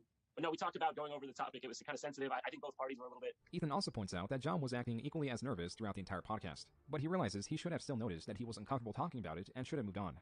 Ethan mostly aligns with the video until he gets to the segment where Gokunaru talks about Jimmy Lee and the disrespect he received during the podcast. Basically bashing him and discrediting him as a comedian. His comedy style. You didn't show the clip! In this segment, Ethan defends the way he treated Jimmy Lee in a condescending manner, brushing off the point Gokunaru was making that it's fine to criticize Jimmy Lee's videos and target him when he's acting in such a way. You don't even know our relationship. I mean, that's just a bad faith argument. To show Jimmy Lee. Secret, like, between us that it can be awkward for people to be around you, right? Like, you know that you elicit that response. Why do people... Dude, you have to go watch the video I made with him. You don't understand. That is his existence. But when he's coming to the podcast as a genuine person and not a character, Ethan comes off as rude for attacking someone that is not actively acting disrespectful. Ethan citing that Gokunaru doesn't know that it's their relationship and that Ethan constantly disrespects Jimmy Lee, but he keeps coming back because that's their dynamic. Point that Ethan failed to properly comment on was that in the same podcast, he made an equally offensive joke after Jimmy Lee was kicked off, which made him look like a hypocrite. That was like a fucking jihad dab. That was like a fucking straight up Allah Akbar dab. Here we go, we're going slow now. Next is William Osman, the creator he gave a short 20-minute segment to. For this episode, Ethan agrees that the episode was too short and he should have given him a full episode, which he actually does at a later time. The context behind this was not because William Osman was a small creator, but H3 was experimenting with their format and wanted to see how shorter interviews were received. And the reason that he only was coming for 20 minutes, if you look at that episode, it was only an hour long. And I think the reason is that, again, like we did so many times, is we're experimenting and trying things. My idea was like, let me try it where we do this segment with William, and then we do the news, and that's the whole episode. Stating it was something he regretted and understands why it was poorly received. But anyway, yeah, it was awkward, but there was no malice involved. And the last podcast Gokunaru brought up was the Bill Burr episode, where Ethan again acknowledges his lack of experience and agrees that episode did not play well, as Ethan was over-defensive towards Bill Burr's jokes. Listen, more than that. He was busting my balls, and I was so anxious that I couldn't appreciate the fact that he was really just busting my balls and having fun. Yeah. And so I was like, my mind was like, oh, this is going awful, and I was trying, but I was like in my head, you know, which is the worst, while you're trying to be in the moment. I've said this, I went on antidepressants the day of this. But the second time Bill Burr came on, the podcast went much smoother, which put it to rest. Also in Gokunaru's original video, he talks about the controversial origins of the Vape Nation video, something in his later videos he states he added because he was wondering about the origins himself. This is where Ethan goes on to explain that while the term Vape Nation was mentioned by someone else, he in the end made the video popularizing it because of his skits and ideas. Topher, he worked with him on the producer side. He said Vape Nation. And George never said anything about it. And I was like, oh, that's such a funny term. In fact, Topher even helped me make the video. This was a good move for Ethan, as many appreciated Ethan reacting to Gokunaru's video and accepting much of his criticism on him. But this episode wasn't perfect, which is where we get into the negatively received parts of Ethan's reaction podcast. One of the most referred to is when Ethan interviews Shoe Nice, mainly to defend his argument that he is on friendly terms with him. So the point is, right? Yeah. That he makes it look like we're just shitting on Shoe Nice, but he neglects to mention that Shoe Nice is participating. It's a collaborative effort. Yeah, it was together. actually a really fun thing to do together. And we did it with other people too. And later revealed that Shoe Nice claims he took down Gokunaru's video. Shoe, so it was you. You reported his videos to YouTube and got them removed. Oh, yeah, without a doubt. I said, dude, you should have just came and asked me. So Broken Arrow, I reported your video on the main channel. But after the podcast, Shoe Nice denies that he took it down. This isn't much of a surprise because Shoe Nice is a known liar, and many of his statements are considered void. Another controversial aspect of Ethan's reaction podcast was that he skipped chapters 7 and 8. Okay, so we are going to skip chapter 7 and 8 because it's a long video, and I feel like I don't need to address these points because chapter 7 is about that I'm not funny. And that's totally fine. I mean, I'm not going to fight him and try to argue that I'm funny. I mean, he's entitled to think I'm not funny. Then chapter 8 is about that we sometimes misreport things and get information wrong, and that I totally own. You know, sometimes I put my foot in my mouth and I say the wrong stuff, so... Saying that chapter 7 talked about how Gokunaru claims Ethan isn't funny and it's a matter of opinion. And skip chapter 8 because he acknowledges that he misreports things and gets information wrong. But the issue is not so much that he gets this information wrong, it's that he doesn't fix it or acknowledge it. To add salt to the wound, the few clips that Gokunaro talks about in Chapter 8 that contain misinformation either through the title or content are still up on the H3 Highlight channel completely unchanged. But things did improve for him decently after this podcast, as in July, him and Keemstar, most likely working separately, helped resolve a situation where smaller commentary channels were getting demonetized at a large scale. This helped get the respect of many, which was lost yet again after podcast episode Creep 210, Show? where he Bruh, oh no. painted Britbong, a very infamous former content creator that harasses other content creators by doxing them or raiding their Discord and posting illegal content, as a victim of Keemstar's deplatforming. But because Keemstar is so anti-deplatforming, he's such a free speech warrior, and everyone should be able to do and say whatever they want, even if that includes making death threats against somebody. I would like to draw your attention to one video of Keemstar talking to a man named Britbong. In fact, I'll let this video speak for itself. And just remember, if Keemstar's channel ever does get banned, just play him this video. Oh, this is a great one. I think you guys will enjoy this. I used to go by the name Britbong Returns, but at the moment I go by Mr. BTFO. Mainly I had to change my name because people were literally non-stop trying to flag me down. I've had people targeting me, impersonating me, trying to get into my accounts and go after me and my family, and partially some of this is due to Keemstar. Because I made a video on one of his friends, he went after me big time. I have been like fucking with you non-stop, taking down your Twitches, taking down your Twitters, taking down every social media platform you have, Can you turn it Mr. up a little Bong. For many, it was strange to see Ethan prop up a known doxer that many people dislike, while also tearing down another known doxer that many people dislike, causing people to label him again as a hypocrite. As some point out, he is seemingly showing preferential treatment to the enemy of his enemy. Again, there is no correction to the video or any additional mention of Britbong on his Twitter. But as we've seen in the past, not acknowledging something doesn't mean it goes away. Sometimes even when you acknowledge something, it doesn't help much either. Take podcast episode number 93 in 2018, where Ethan acknowledges many of the criticisms levied at him. A big problem with where Ethan is today is that some of these still hold true, mostly because he is no longer making highly modified videos where he can cut the worst parts out, which is most likely why people love these videos so much. But on the H3 podcast, you get all of Ethan, even the unfavorable parts. After all, he is just a person. Anyone in his position with well over 300 hours of recording would find themselves in a possibly worse situation. In many ways, Ethan is doing well not to be labeled worse than a hypocrite. But it's so bad because these are all problems that can be fixed if he addresses his mistakes and makes easy to do corrections. But he doesn't. Ethan gets much love from his audience, but also gets a sizable amount of hate for a variety of things outside of it. Some can be attributed to his massive and quick change in demographic when he launched the podcast, which has old and new viewers butt heads. Criticisms that lay true to this day, or his political beliefs that play larger roles in his podcast. Though this point is very subjective to the person that's watching him, as some may appreciate him for becoming more political. In truth, Ethan has come a long way from not being able to afford a red bell pepper. He has come a long way from making videos for Ila's video art class. Ethan has drive and immense adaptability when it comes to the direction of his channel. Even with all of his controversies, he does a lot of good, and many can accept that he is far from the worst person on YouTube. Even his biggest critics can agree that he has many admirable qualities and undersells himself as a podcast host. That end, many people believe Ethan doesn't have ill intent with his mistakes, as he's done a lot for the community in the past to prove he has good intentions, though the problem lies in the future. Ethan shows promise in listening to his core audience and makes improvements to the podcast through them, like recently replacing a problematic co-host with his mother, but he neglects the YouTube community that he used to play a large role in. To close, in reference to being beloved by the YouTube community as a whole, it's his choice whether he'll be known for it, or as it stands, remembered as being.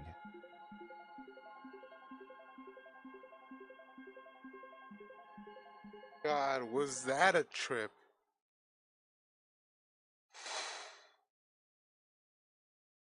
Man. So, yeah, I could acknowledge that they did help a lot of people, but, his podcast has gotten worse, and now he doesn't listen to criticism, and he just wants yes men around. His health, mentally and physically, doesn't look good. Since he's on, I believe, antidepressants. Don't quote me as an expert, but I think that's what's causing him to act up. And yeah, politically, he's gotten more biased, and he doesn't want to listen to like different perspectives. If you disagree with him, he just shuts you down, and he doesn't quote unquote want to platform you. He'll talk about you if you don't agree with him, but he won't give you a platform.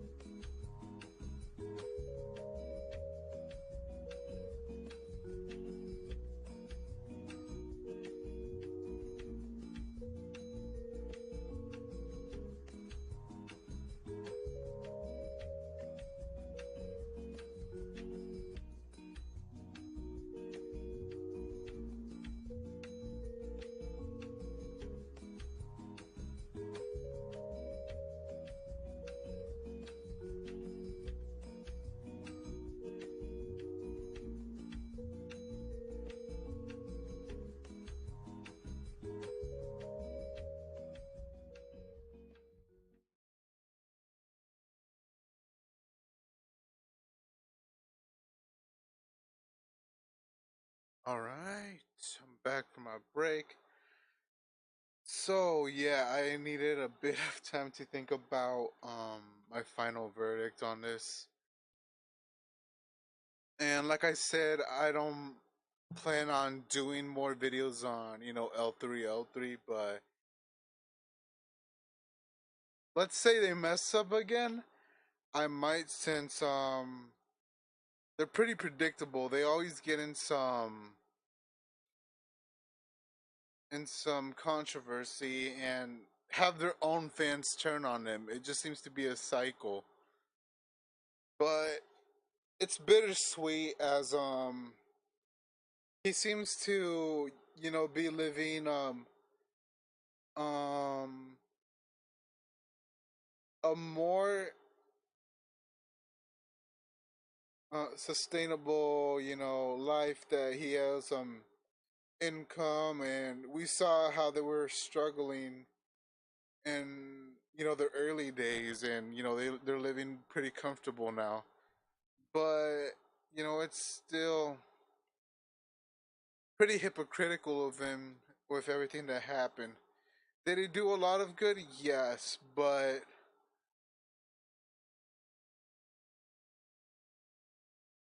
excuse me, I personally feel that he did he did it more for his personal gain, as smaller creators, I believe, gotten more punishments compared to him. And he had Susan over, and I feel there's some connection with them, because for some reason, when he breaks the rules, he doesn't suffer the same consequences. So he still has his fans that he won over. The same ones he used to make fun of are now his fans, and he's just like grifting, I believe, which I understand. I don't think you should follow this like edgy content for like a lifetime, and you should evolve, because that stuff gets old. Like we were still in high school, and this was kind of like the humor we were in, and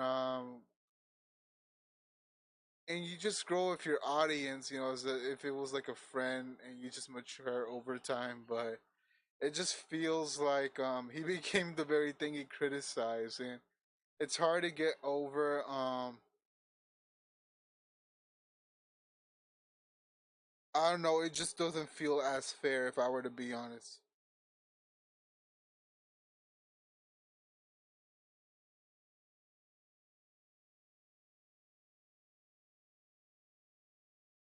Let's see what the comments say.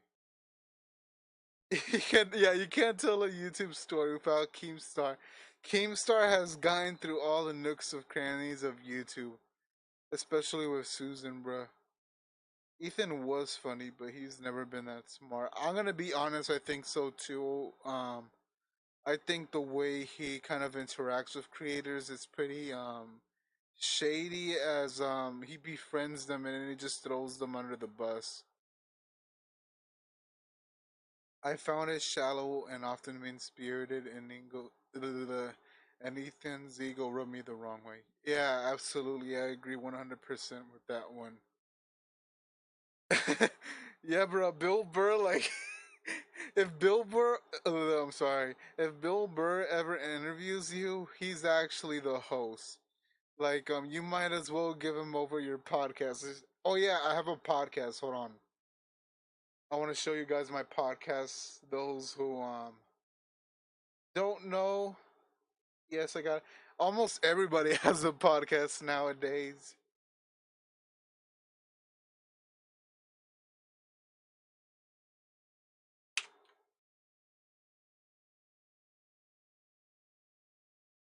I haven't uploaded in a while. I was like doing some like streaks.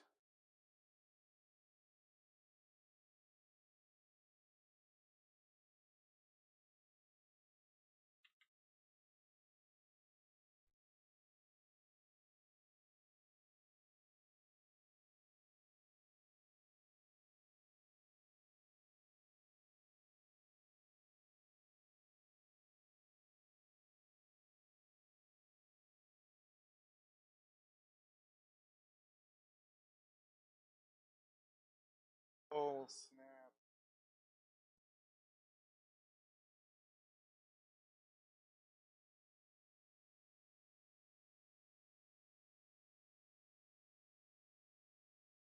I think if I do my podcast again, because I haven't forgotten about it, what I'm gonna do is I'm gonna do it kind of like a live stream because it's heavily edited. I'm gonna have like notes and sort of a script, but I'm gonna go with the flow when it comes to that.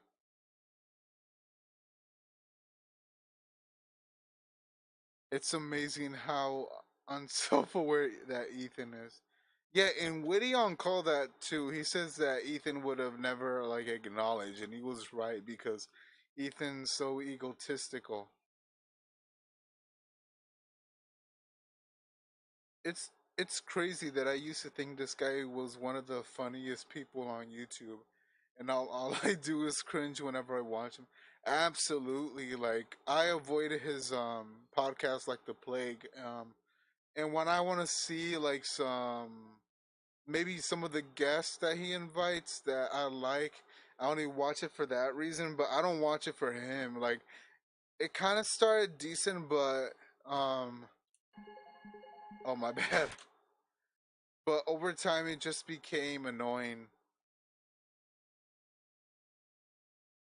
Bill Burr making Ethan take antidepressants after the interview somehow is hilarious to me.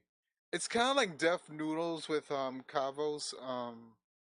Like he said he wasn't funny, and that completely broke him to the point he was thinking about quitting YouTube. Isn't that something? I like how he tried to legitimately use I psychologically shut down when faced with criticism as a defense for not acknowledging criticism directly. Oh my, yeah, this guy cannot handle it. I think that's why Deaf Noodles is the way he is because he kind of took it out from his dad Ethan. It's it's simultaneously depressing and breathtaking how Ethan and Gila become I think it's became literally the very things they hated within a short amount of time. Yeah, like progressively they I started noticing like that pattern, and it really rubbed me the wrong way. Ethan became the very thing he mocked for years. Just like poetry, it rhymes. Does it? But it does. Never mind. I'm just gonna go with it, dude. I don't want to be um questioning, some bars. Yeah, like since Matt Haas definitely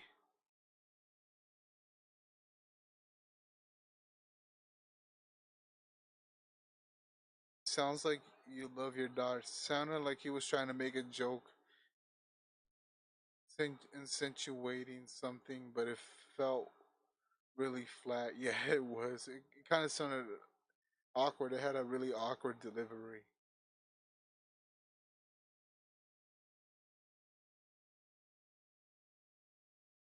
Yeah, 100% on that.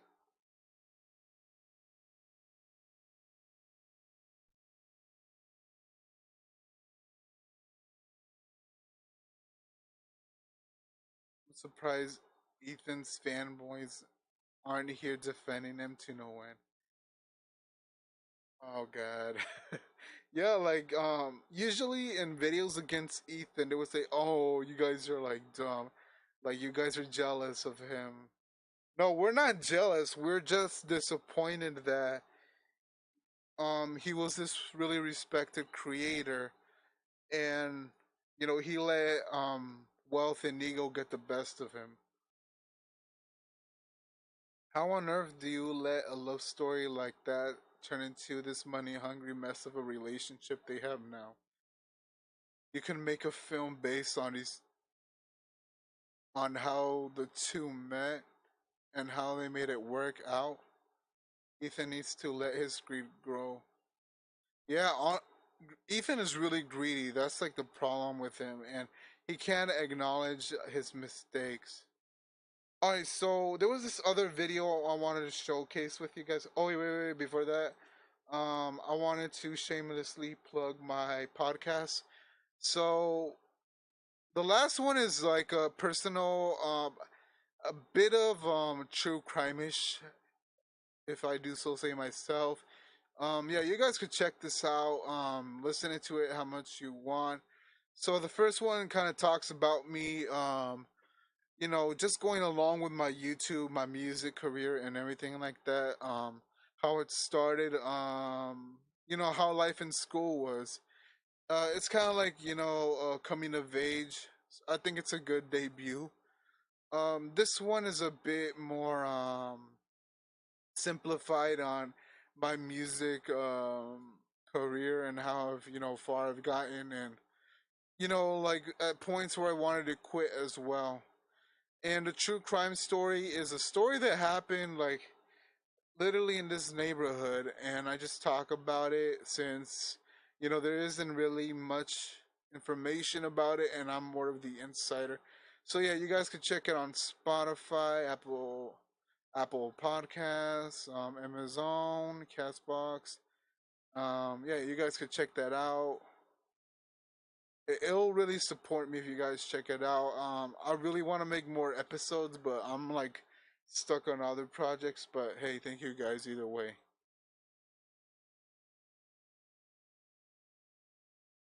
Okay, so I kind of wanted to show you guys this video, cause kind of looking at this kind of shows me why Ethan is the way he is.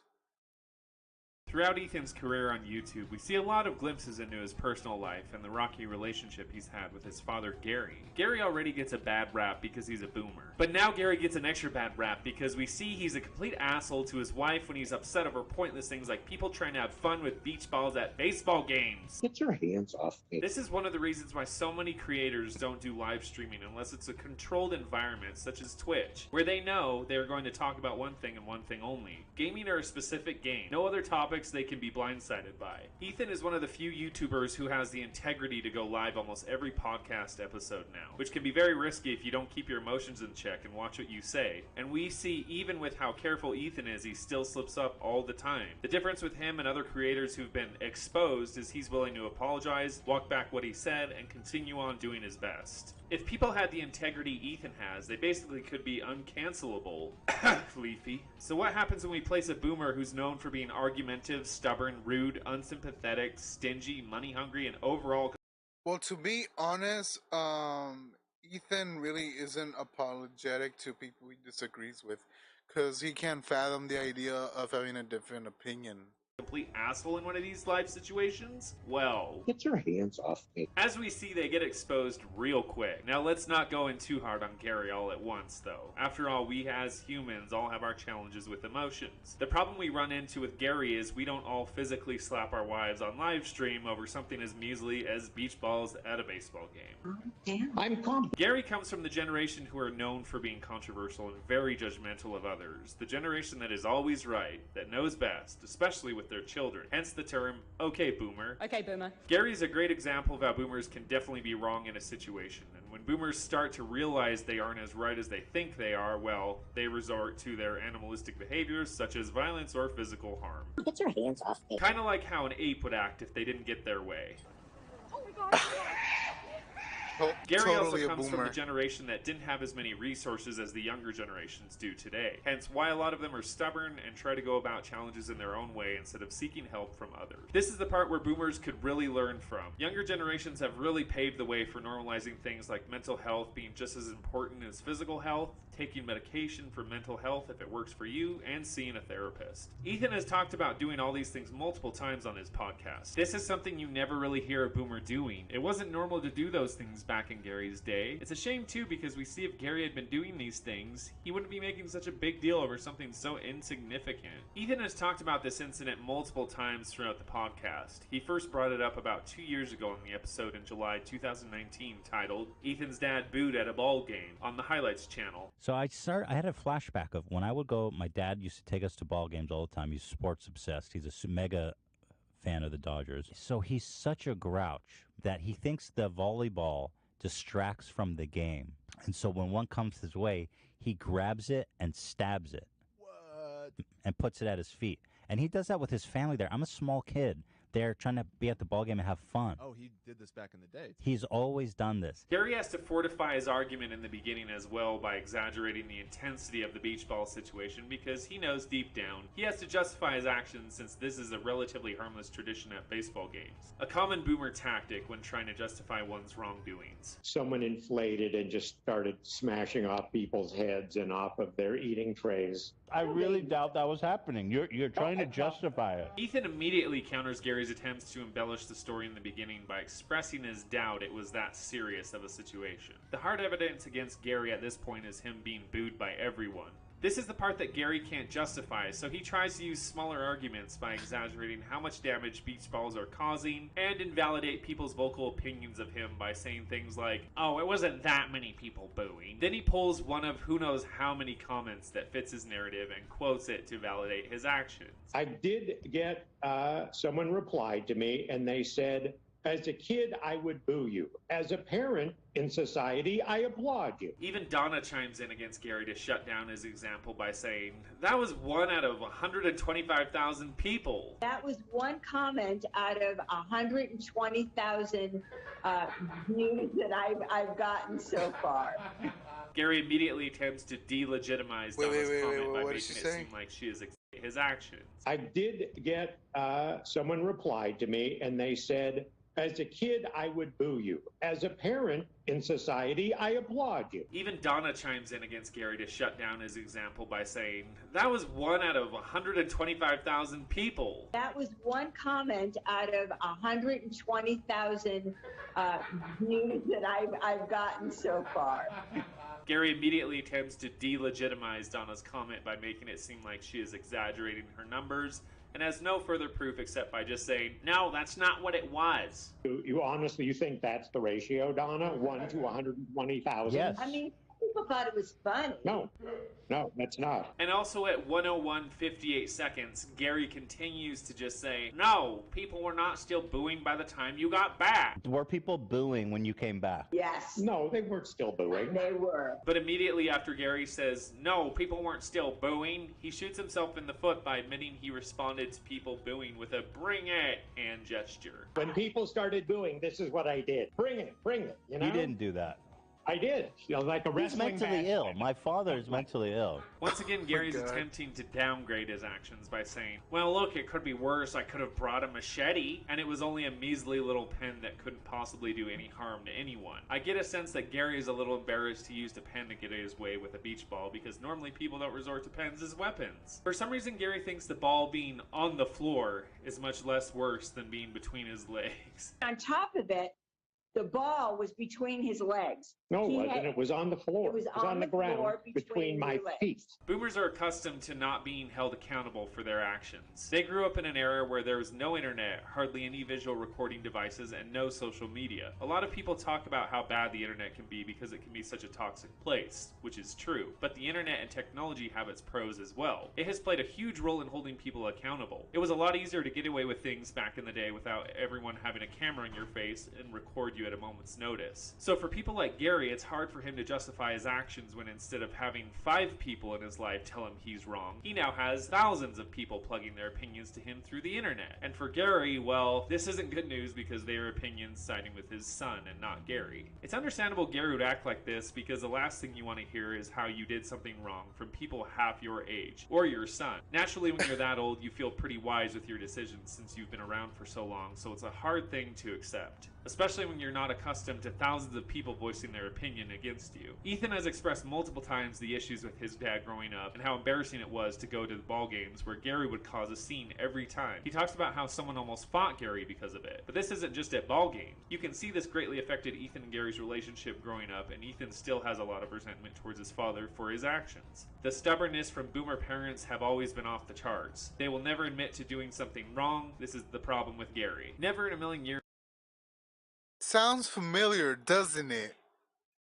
will he admit he was in the wrong in this situation, no matter how many people voice their opinion that he is. One of the few ways boomer men know how to release their anger is either by first violence, the most primitive method, and if that fails, they resort to being verbally passive-aggressive. We see an example of this from Gary when he knows he's losing the argument and proposes an idea to Ethan. Okay, here, Ethan, I have an idea. I'd like to propose. The next Dodger game, come along with me. I'll recreate the stabbing. I know it's been very traumatic. It's affected your entire adult life. Oh my Maybe God. if we can recreate it, you can ponder it, think about what happened, see it really isn't that bad. Donna describes the situation as too funny and doesn't realize how traumatized Ethan really is from dealing with his father all these years. Ethan even tells Donna that she's an enabler for Gary, and she completely ignores him and just keeps talking. Ethan, it was too funny. It's not funny. You enable him. It's horrific. Afterwards, and it was Gary starts to hit the boiling point when Donna, in his own words, steals his joke because that was his one shot at making light of the situation by saying, "Oh yeah, this guy confronted me but didn't want to fight me because it would be elder abuse." Mom is going to steal my joke that I told her earlier about him looking at me and saying, well, do I want to punch this guy or do I want to get arrested for elder abuse? You know, so. Gary's getting so flustered with his story being derailed and his joke, Donna actually has to tell him to calm down because now he's getting legitimately upset and it's becoming very apparent on live video for all to see. Calm down, Gary. Gary even starts to patronize Ethan when he says, "Please, Governor, continue." Very rude. Please, Governor, continue. Donna even starts to get upset with Gary's attitude and can't help but display a small Oh demonstration of my violence by God. whacking the top of his hat. Dang it, Gary. Gary continues to doubt the entire way by making it seem like the guy who Donna is talking about didn't actually want to fight him, when I'm sure that is exactly what would have happened had Gary not been such an elderly man. I really think that if Dad had been a younger man, you know, it might have been confrontational. Right. He's going to get kicked out of the ballpark for life for coming in, hitting some guy who punctured a beach ball. This is where we see Gary can't put on the facade any longer for the video, and he absolutely loses it. He's tried to play it cool this whole time by sticking to his story, relying on his arguments no matter what anyone says, and making sure he sounds like he's done absolutely nothing wrong. But unfortunately, he's had enough and can't resort to just his words to defend himself any longer, and actually takes a physical swipe at Donna when all she was trying to do is gently put her hands on his shoulders to calm him down. I'm calm. Get your hands off me. Oh my goodness. Ethan has to remind them they are on live video because of how embarrassing his dad's behavior has been. You guys, you're on a show right now. You know that, right? You're live on a show. And after Gary's freak out, we see Donna actually has to leave the room because of how ridiculous her husband is acting. Gary tries to play it off after Ethan's reminder by saying, "What show?" Kind of a tasteless joke if you ask me. What show?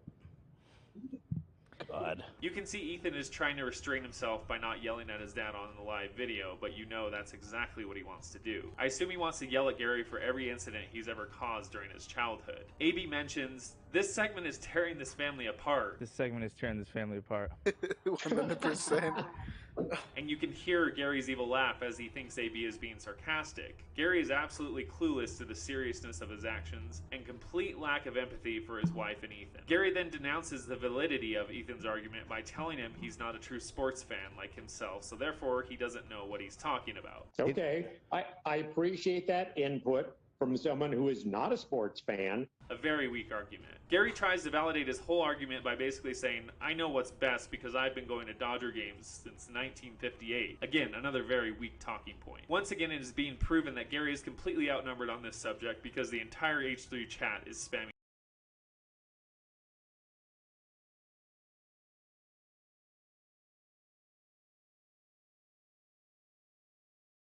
Oh, wrong one. Tomatoes at him. Gary's unsympathetic response? Bring it. Okay, I'm sorry now, to say, Dad- Gary, but there's a lot of tomatoes being thrown at you right now. Now, Dad, we're going to do a poll. All Ethan wants in this situation is for Gary to admit once that he's wrong about something. This stems from his childhood where Gary was Who else does not like to acknowledge that they're wrong and double downs later? Like they make a fake apology and then wow, the cycle continues. The cycle continues. never wrong about anything, I'm sure. Me and Ethan's situations are very similar. I'm sure a lot of you watching can attest that their boomer fathers share the same stubbornness as Gary. Had Gary just apologized that he may have been in the wrong in this situation, and that he was sorry for putting Ethan in the... I think my dad is a Gen X. Let me check that real quick. Yeah, I don't got boomer parents. Yeah, I don't got any boomer parents.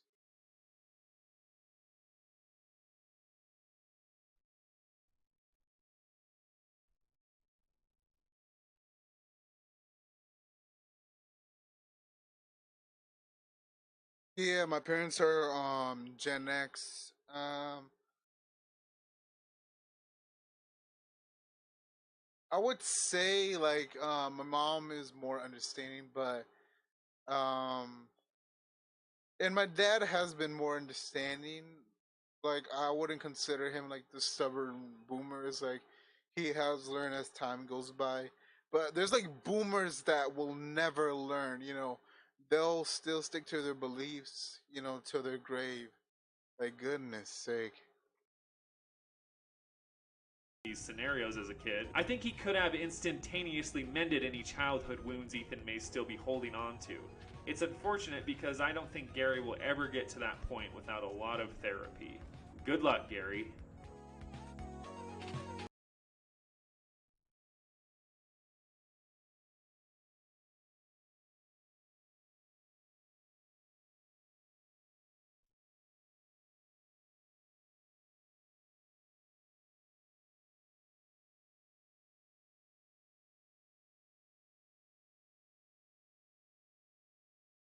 Hold on, I want to do something.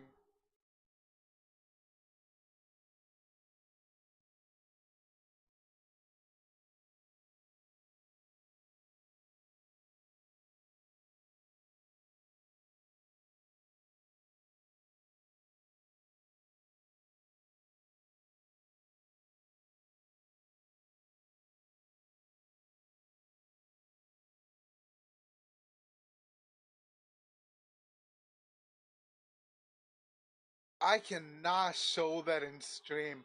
Oh god. Oh my god. I'll get canceled for that. Oh god.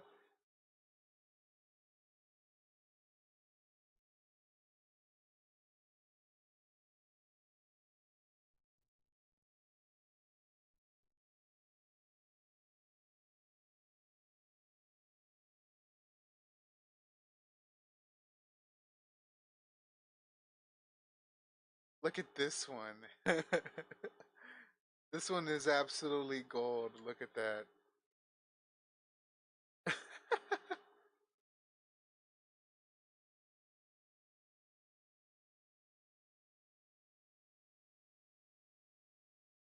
Let me see if I can search it up. Can I? La la la la la la.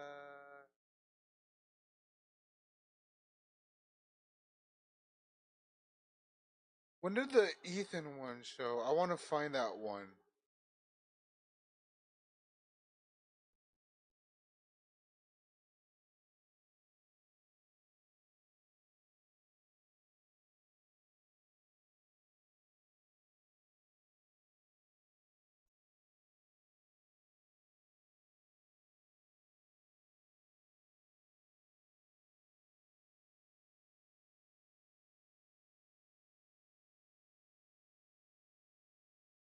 Oh, this one's pretty cool. I want to show you guys this one.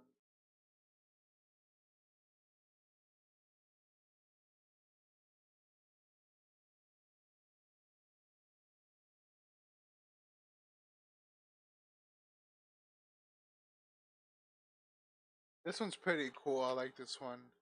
It's like a Chad Steve.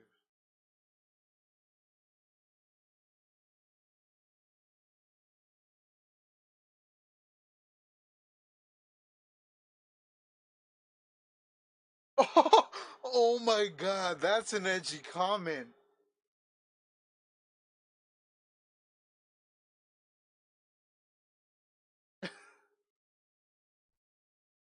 This dude does not understand Meat Canyon's humor.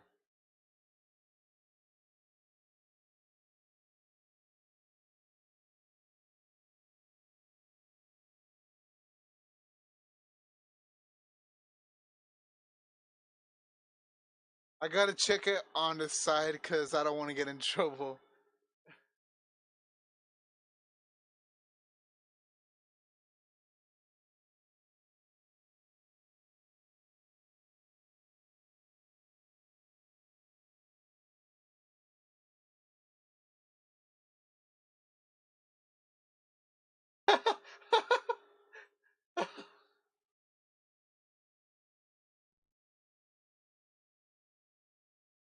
Man, I wish I could. Oh no! This one's cursed. I gotta show you guys this one. I gotta save this one.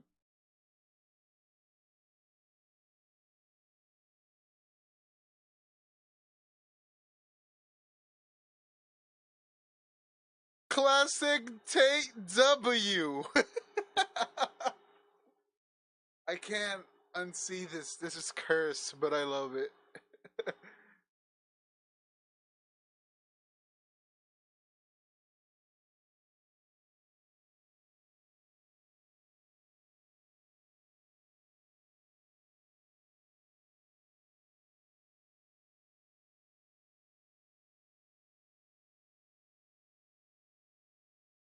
Oh, wow. Man, I mean, you guys could check out Me Can subreddit. I am. Damn, people be wild and you know Papa Meats like Butcher.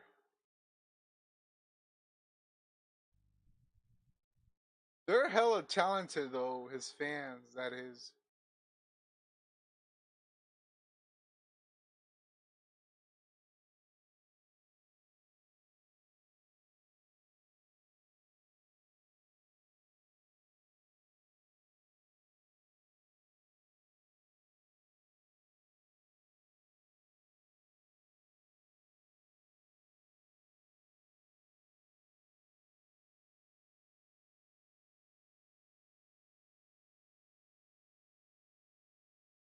Not safe for work.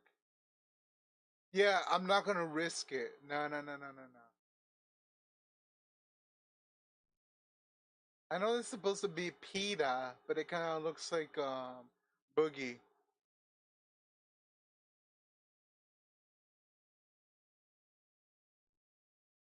I just, it's like a realistic Peter Griffin. I want to see Quagmire. Oh, no, he's gonna have like the Giga Chad chin. I could imagine Quagmire. That would be such a Quagmire. Haha, y'all got my double entendre.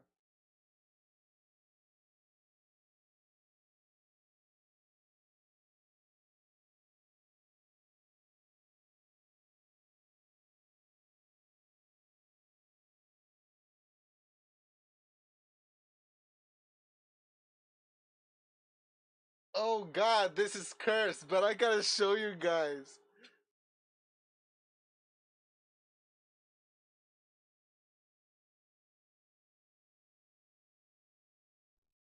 This is cursed.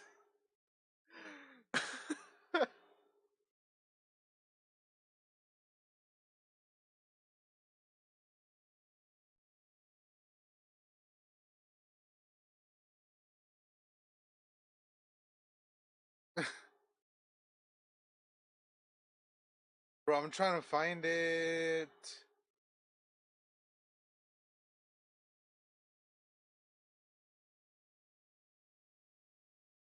A lot of these are like edgy.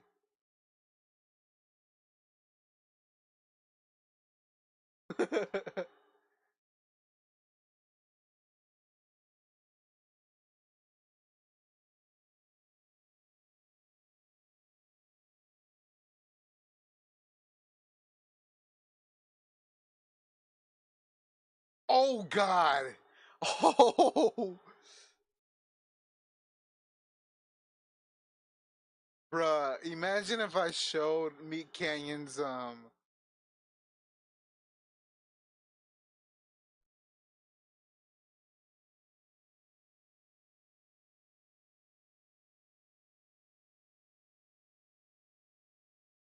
classic Tate W, bruh. Classic Tate W.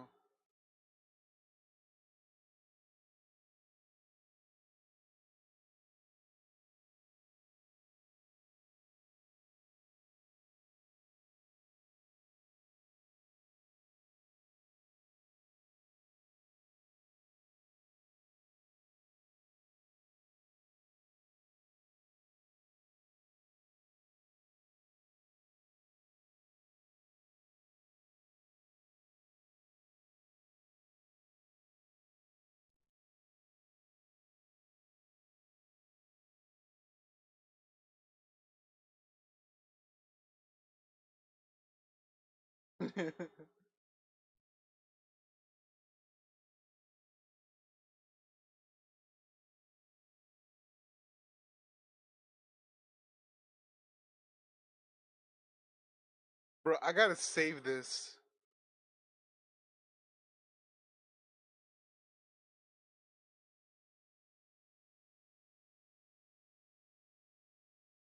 Oh God.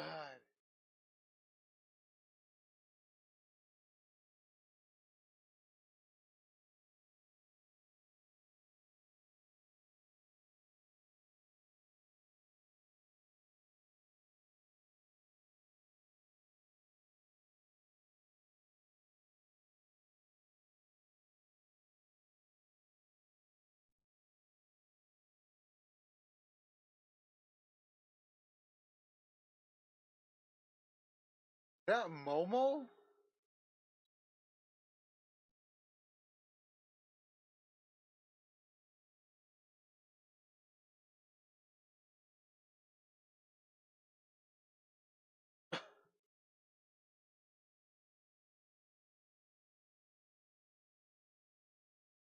Huh?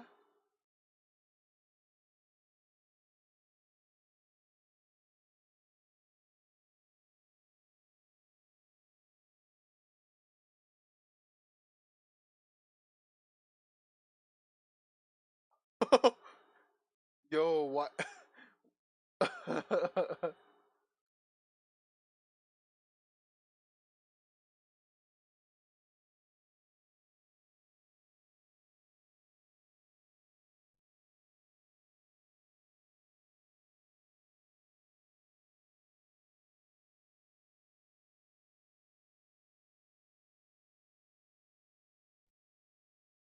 Whoa, this one's cool. Let me show you guys.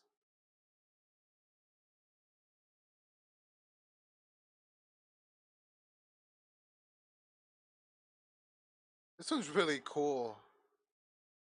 I like the design of that. I might save that one. I don't know.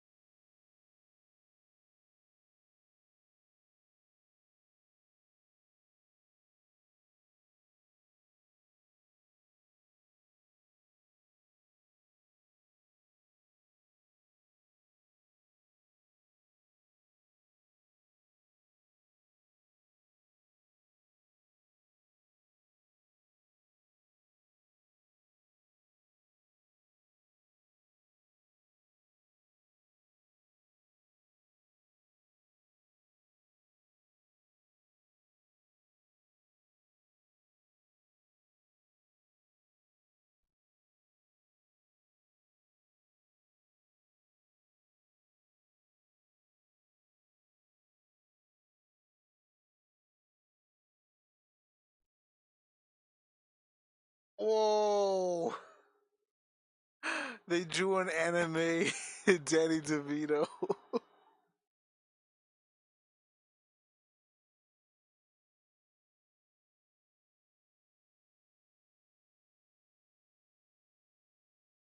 Bro, let me see if I can find it.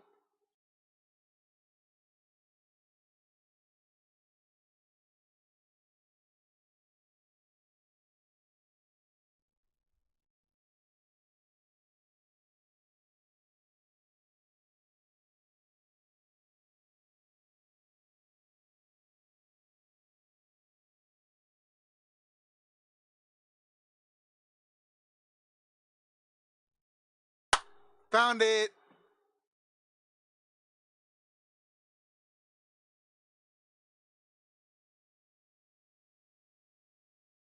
Bro, that is baller.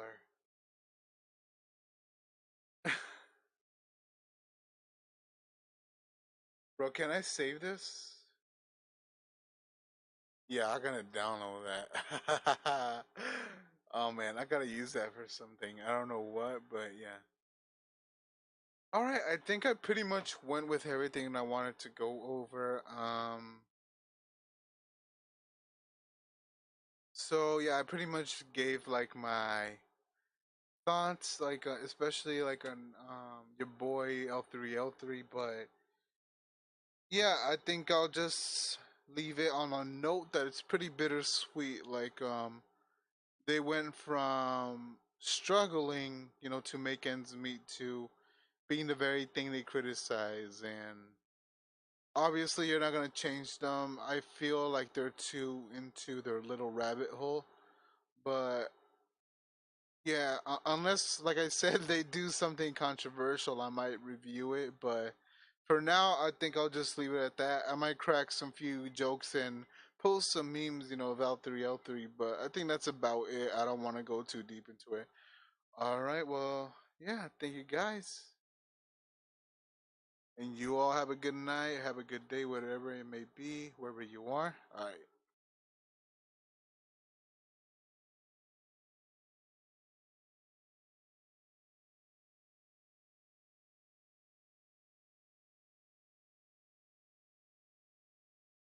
Great move. Keep it up. Proud of you.